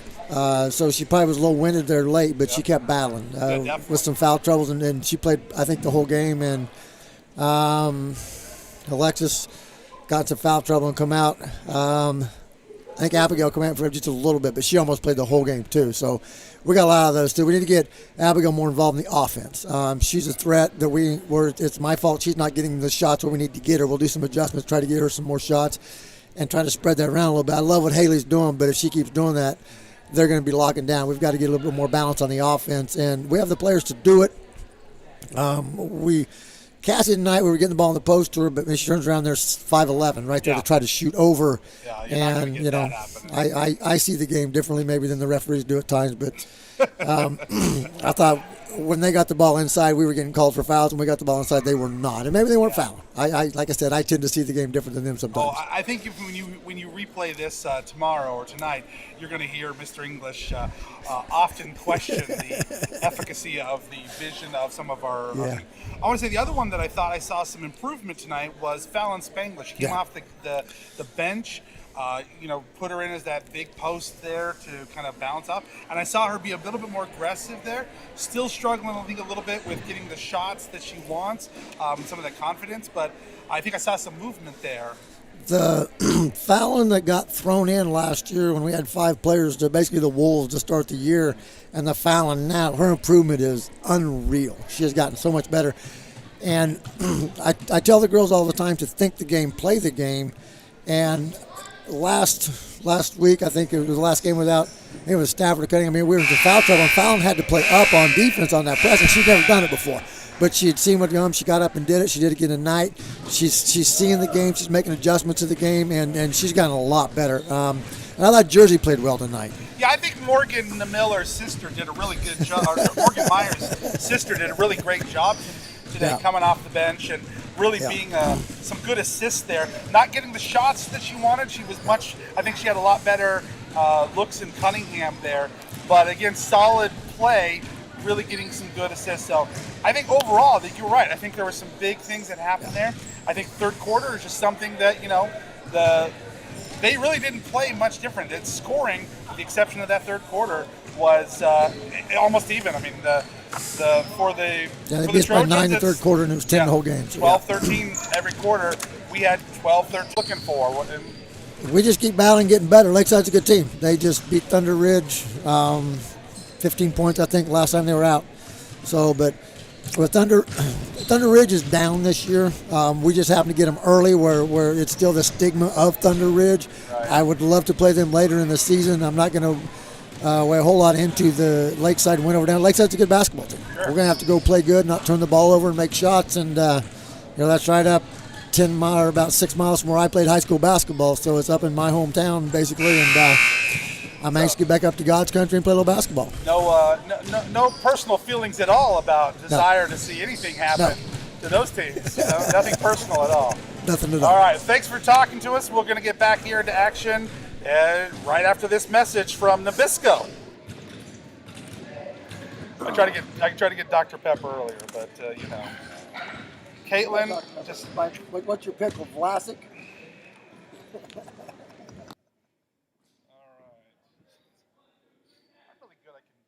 What happened to your good luck charm? What's that? What happened to your good luck charm? My good luck charm. Yeah, wearing the same outfit. Yeah, I know. I can wear the white shirt now on the road. So. I'm not allowed to talk about trends because I talked about Haley.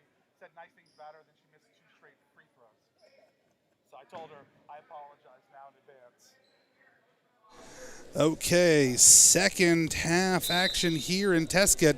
Your Cats up 16-15. Nice heads up play there by Ismail, taking the ball away. Whoops, should probably be looking at the boys' game. Alex spinning around, pirouetting like a ballerina. Nope. We're gonna. Okay, so it's lane violation there or was it traveling? I have no clue.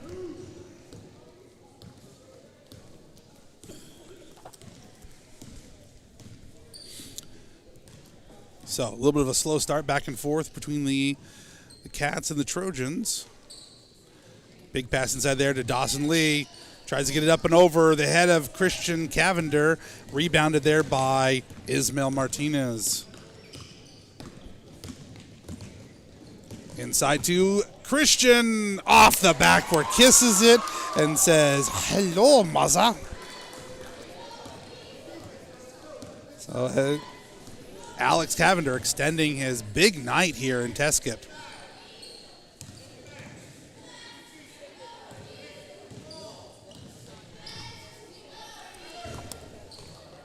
Carter Peters back to Rhett Robbins. Robbins inside. That one just, Alex Hundley just snuck in like a ninja in the night behind the Cat defense. Good pass there into Alex Cavender, stealing his brother's move with his little fadeaway jumper. I think Christian will have some words for him tomorrow. 23-17. Trojans back the other end. Hundley back to Robbins. Robbins moving inside. Gonna get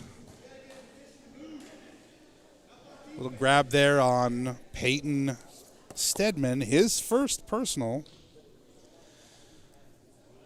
And blessed be, we get the team foul start over again, so, that's always nice. Justin Paisley gets it to Dawson Lee over from the corner. Rebound there by Carter Peters and put back there. That one was Peters.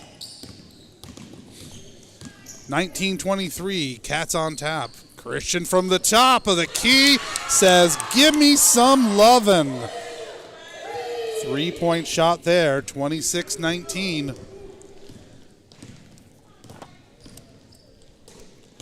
Hard pass there to try to get that to Dawson Lee. Able to take it away is Ismail, who keeps it alive. Heads up play by Ismail trying to keep things going. And the block call going to go, I think, against Alex Hundley. And if that is the case, that is number 4 for our friend Alex Hundley.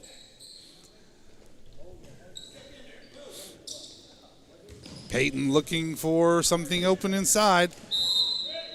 Tries to get it to Alex inside, and Alex Hundley is going to have to step out. He's going to be replaced by Michael Challens. If I remember right, Michael Challens is the quarterback who just decimated us in football this year, because I remember saying his name an awful lot. Alex getting the runaway jumper there right over the head of Peters.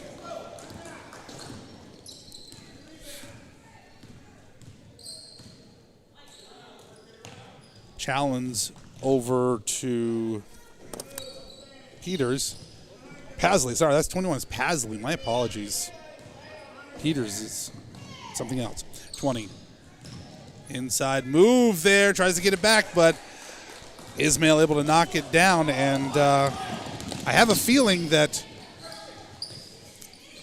nice move there by Christian, pulls up, slows things down a little bit, and gets inside to Alex. Alex makes the shot from 8 foot, just there inside the elbow there. So Alex Cavender just tearing apart the Trojan defense. So tip out of bounds, stays Trojan ball. Just about halfway through the third quarter, Cats 30, Trojans 19. It's been an 11-4 swing for the Cats this entire quarter. Tries to get up over the head of Brady Garrett. Comes up short, and there's Christian Cavender with the rebound. Up to Peyton, wants 3. He says, "Give me some more." Pay from deep.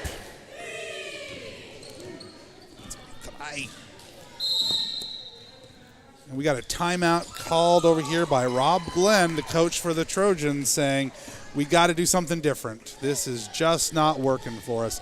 30-second timeout. That's his last 30-seconder. 3:42 left in the third quarter. Cats up 33-19. The enthusiasm coming off of the face and spirit of Caitlin Schwartzfeger, just too much. I mean, the furiousness with she is thumbing through her Snapchat just says, I'm shooting out all the love to everybody on social media so they know the gentlemen here are tearing it up here in Tescott, Kansas. Just got the face palm. I'm not actually a father, but I think there's something satisfying by getting young Caitlin there to give me the whole full face palm saying, oh my God, will he please shut up? Trojans back in the game. Interesting there. I think he would have been better served just trying to put it up. Instead, he tried to do something fancy and get it off to number 14. So the connection between Robbins and Lee, not there. Turnover stays Cat ball. Ismail pulls up. Back out to Friesner, who he wanted the three himself. Gets his own rebound. Tried to get the shot, and they're going to call him on a travel. Again, I saw something different, but apparently they're not paying me good money to ref tonight. I don't know why. Good passage there. Dawson Lee, extra couple of hops there. No call that direction. So the Trojans' big scorer pulls up and cuts the lead to 12. Ismail inside. Gets it to Christian. Gets the nice jumper there.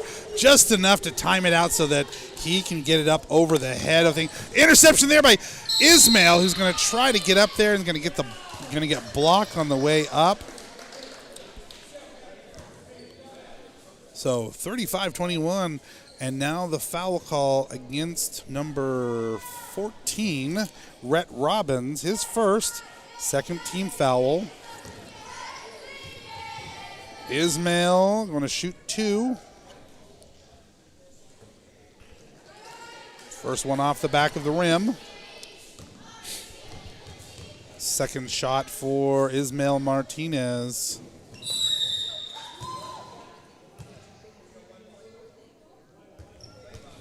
They're going to say that's a lane violation over the line. I think they're going to call that one on Ismail. So both shots, no bueno.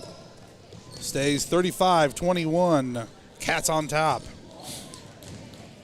Inside run there by Justin Pasley. Fighting off the tough defense there by Jaden Friesner. Inside pass there. Trying to get it to Justin Pasley, but knocked away by Christian Cavender and able to get that ball away. Ismail trying to get around, and Carter Peters gets his hand caught in the cookie jar. They're going to call him. That is his third personal foul, third team foul for Los Trojans. So, stays Cat ball.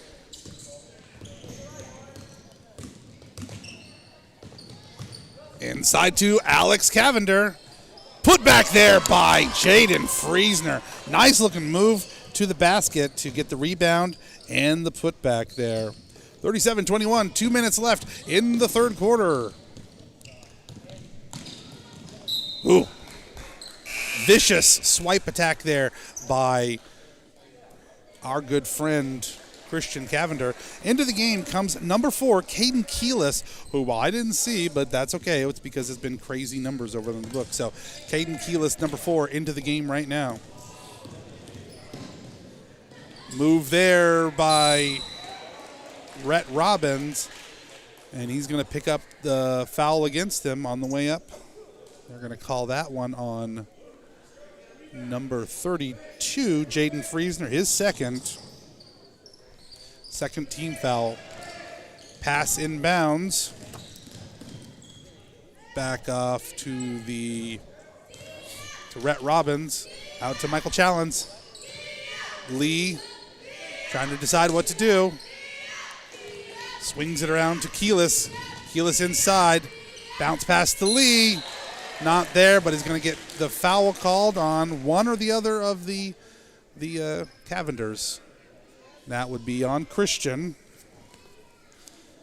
That would be Christian's third personal foul, third team foul. But going to the line shooting 2 is our friend Dawson Lee.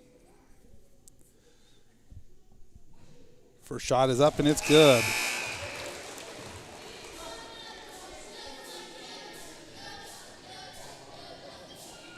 Four for 9 so far from the free throw line. So Dawson Lee's second shot. Up. Not there. The 50% problem keeps abounding. Ismail slowing things down. Gets it over to Alex. Alex making a move inside. Cannot get it away from there, but he gets his own rebound. Not able to make the shot. Garrett tries to get a hold of that and tries to get it in, but not able to keep things together there. Jaden Friesner doing his best Spider-Man right there.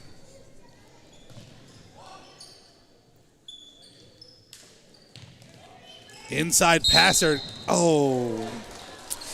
Yeah, I think Garrett, unfortunately, just got a little bit more than the ball.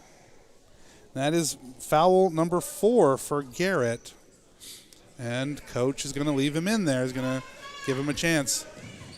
Dawson Lee, back out to Keelis, over to Challens, back over to Lee.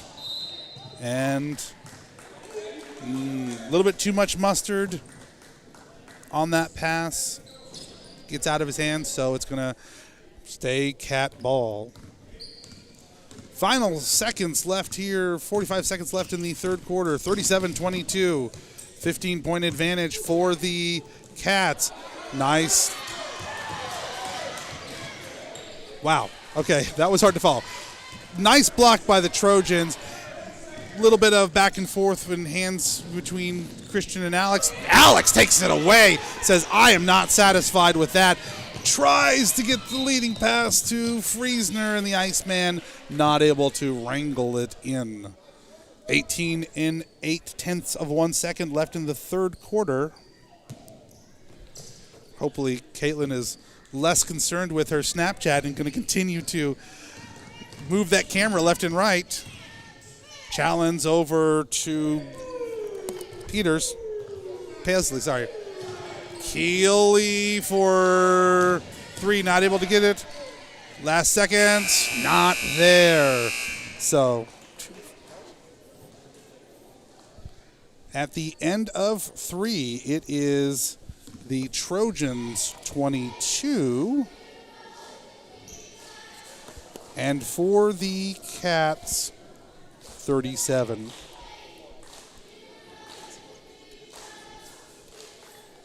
That was an 18-point third quarter for the Cats. A 3-point shot for Peyton. 4 more shots from the field for Alex. Friesner with 2, and a 3 and a 2-point shot for Christian.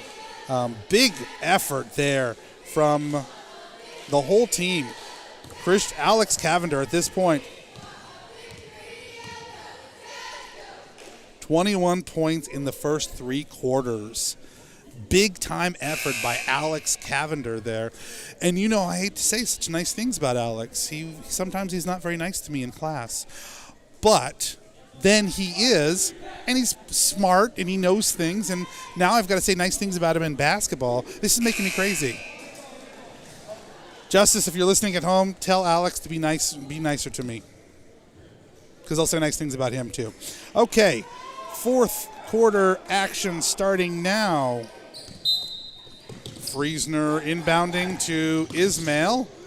Gets his hands on the ball and moves it back across midcourt. Drops it inside to Christian. A little bit too much there. Unfortunately, Garrett not able to bring that down on 2 feet. Apparently that's necessary to avoid a traveling call. Friesner putting on the press there. Nice move there by number 14, Rhett Robbins, to take that down the court and get around to pick up those 2 points. Shot from the elbow is our friend Ismael Martinez. 39-24, maintaining that 15-point lead with just 7 minutes left in the game here. Trojans setting up, looking for something to Pasley inside. And I think they're gonna call that one on Christian. Yep, that is his 4th personal foul.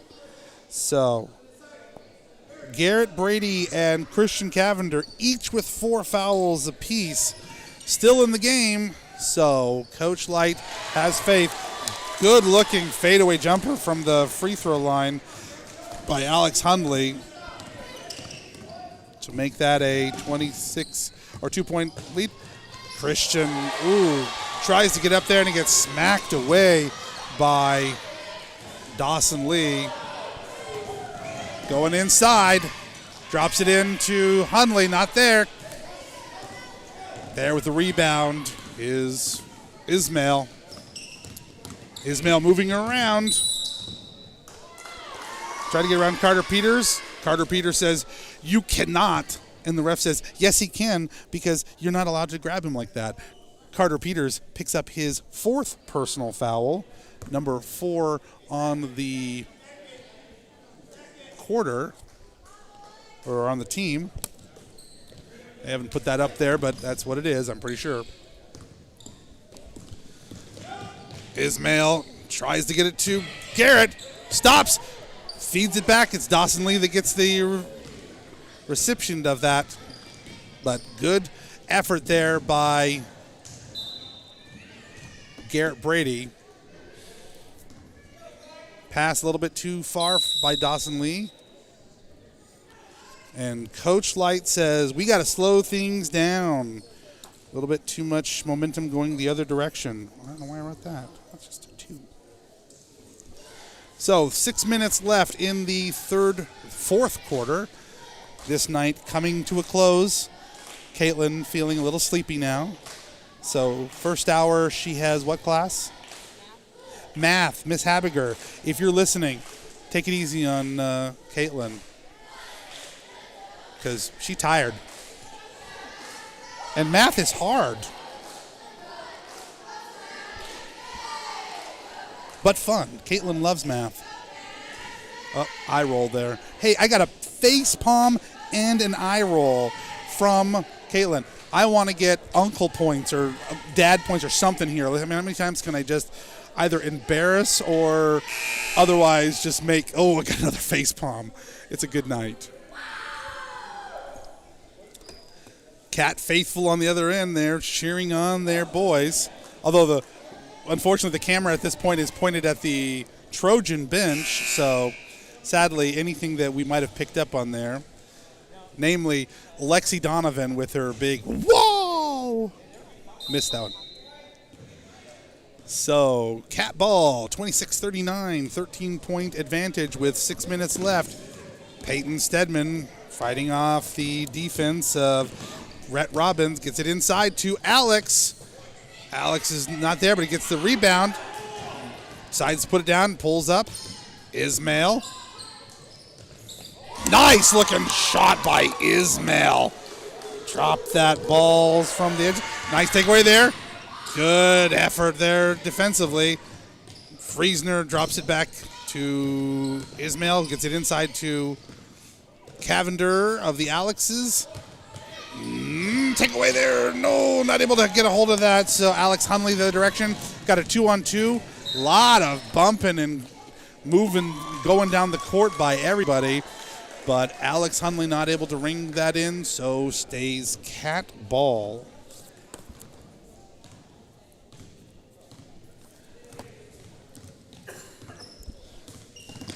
Peyton taking his time, methodically getting down inside, tries to get that pass to Jaden, who's able to ring it in. 3-point shot, not quite there, but nice rebound there by Alex Cavender, who I think he was passing it to me. I will totally get that pass next time, and I will go shoot the basket, and I will get the basket into the round thingy with the rope thingy thing. Basket? No. Unfortunately, I can't do that.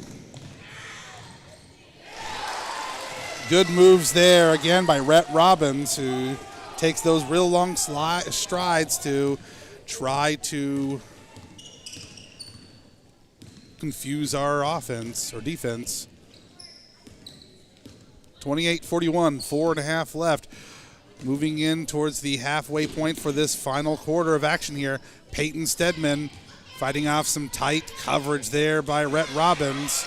Robbins able to get into, oh, nice take back there by Peyton Stedman, who says, fine, you want to play that way? I will take it away from you.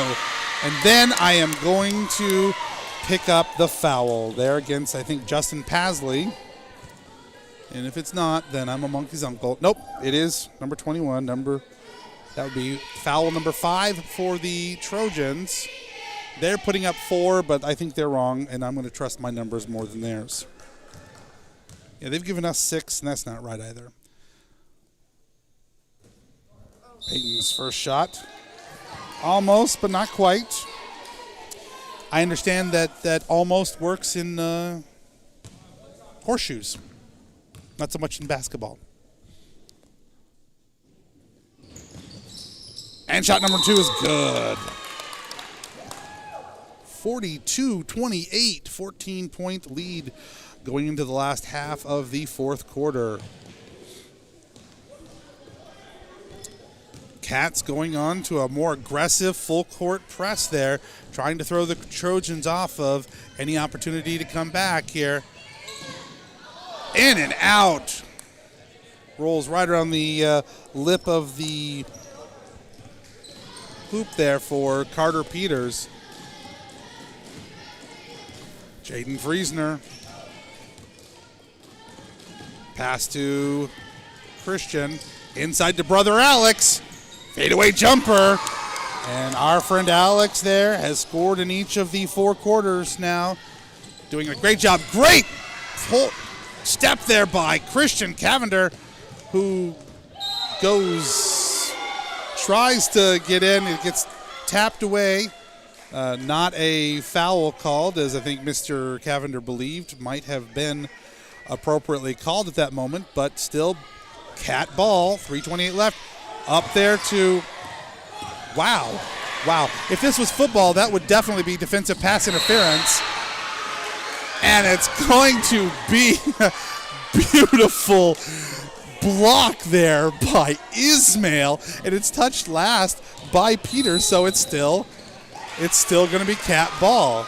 And now the foul going to go to Rhett Robbins. I'm going to say that's 14. It's Rhett Robbins, yep, his second. And I have that as foul number 6 for the home team. And that's now finally going to read right. Although they still have 6 for us, and nope, it's 5. It should be 5 for us, but I don't know. So, inbounds there for Ismail, who says, stop messing with me, boy. Meanwhile, Rhett Robbins able to pressure the bad dribble there, and it goes out of bounds off of Ismail's shoe. 3:15 left in the final minutes of the game here. Robbins, who's been able to get inside all night, rebounded there. Robbins off of his foot. And we're going to get the push call there. And the call is going to go against number 32, Jaden Friesner, his third. And I swear I still have one.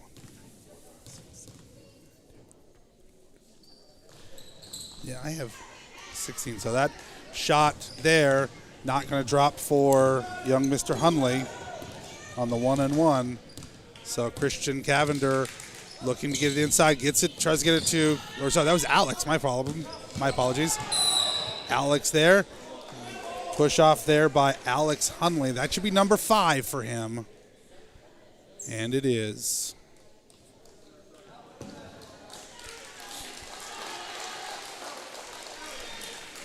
So they're still saying 7-7 over here. So going to the line, shooting 1-and-1. And that is exactly what Alex has done from the free throw line tonight so far. 1-and-1. One good, one not. This one good.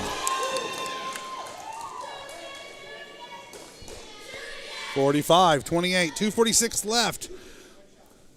Won't jinx it, but Cat's looking for number 1 here tonight. Oh, that one he doesn't even mess with. He just says, go in the bucket. 46-28, 2:43 left in the game. Trojans, nice takeaway there by Alex Cavender. Tell me that isn't an MVP performance by our friend Alex Cavender. 48-28, 20-point takeaway there by Jaden Friesner. Not able to get that in. Timeout called by Coach Green. Seeing his team struggle right now. It's a full timeout there. That's all he got left anyways, so 2:25 left in the fourth quarter here.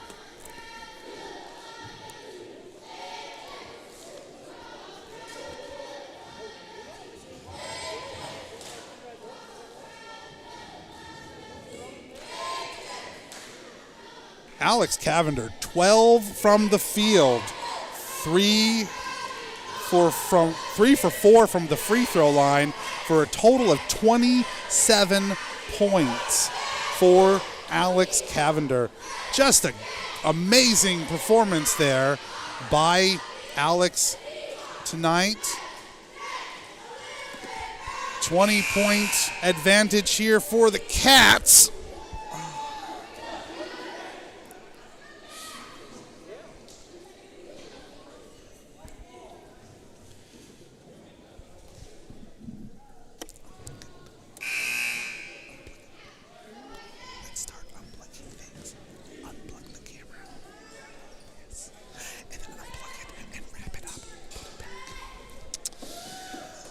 Okay.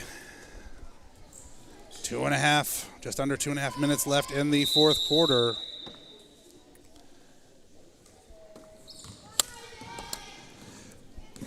Rhett Robbins, who's had some success here in the fourth quarter. Dawson Lee back to Keelis. Robbins fighting off the defense by just called in Isaac Fall. Keelis back to Pasley, inside to Robbins, and that pass does not connect. So into the game now comes Coach Light with just under 2 minutes left, empties his bench. Leighton the Machine Winkleman comes in, Drayton, Eli Gillespie, and Brandon Weiss. We need a good nickname for Brandon, don't you think? Drayton Griffin trying to fight off the attack, and so Rhett Robbins going to get called.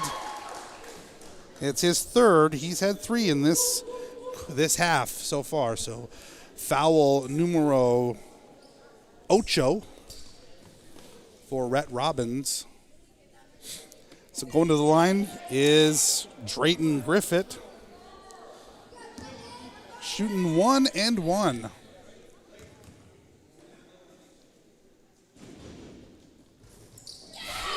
Drayton says, give me more.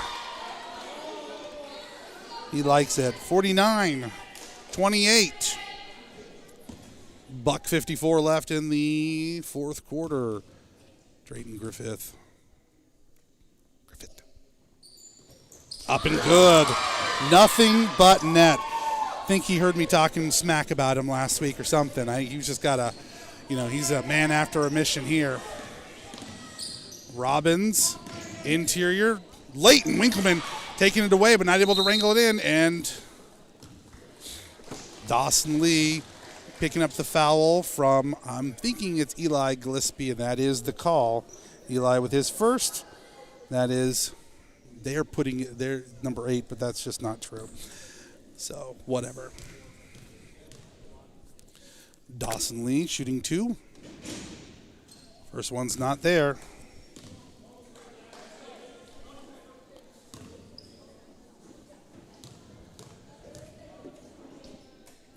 And the second shot for Lee, up.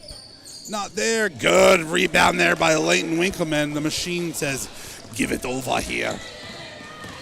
Oh. Nice recovery there by Drayton. Oh, Lord. That's an interesting way to get back into picking up the ball. So they're going to call Drayton with a push off there. His second. So we'll go down and shoot 1 and 1.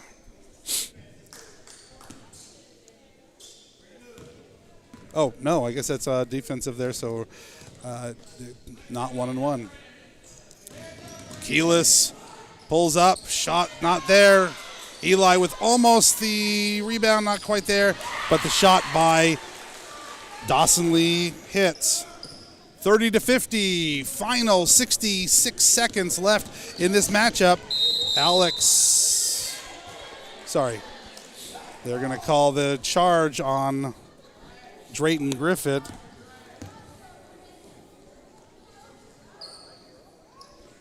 So turnover to the Trojans. Right over to Pasley. Pasley pulls up. Shot not there. Rebound by Keelis. Not able to do much with it, so he pulls it up. Gives it to Pasley. Back to Rhett. And there's a big old scrum underneath the basket there. And they're going to give that to... Jump ball going to be for the Trojans. Inbound to Lee. Over to Peters. Yep. Inside to Robbins. And he unfortunately gets kind of mugged by Eli. Come up over his back there a little bit. So they're going to shoot 2 for young Mr. Rhett Robbins. Eli's second personal.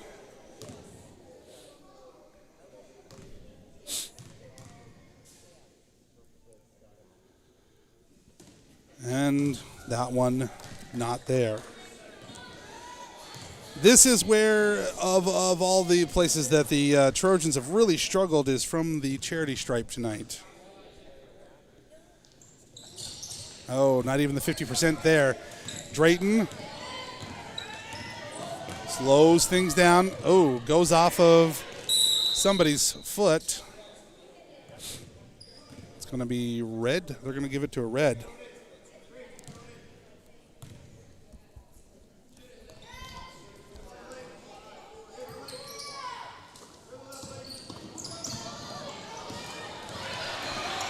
Takeaway there, Rhett Robbins, not going to get it, but he's going to pick up the foul with 17.6 seconds.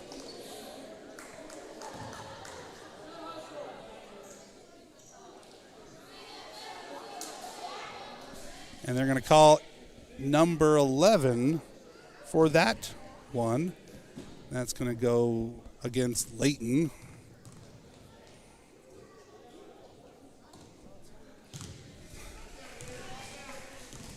Robbins not able to get that one. Still remains 30-50. Cats on top. Looking to finish strong here. Drayton Griffith with the rebound, and Leighton Winkleman will slow things down and bring it up across midcourt.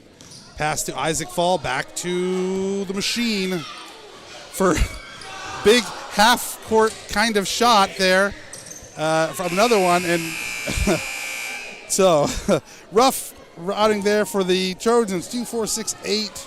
That gives us a total of 30 for that. Don't close that just yet.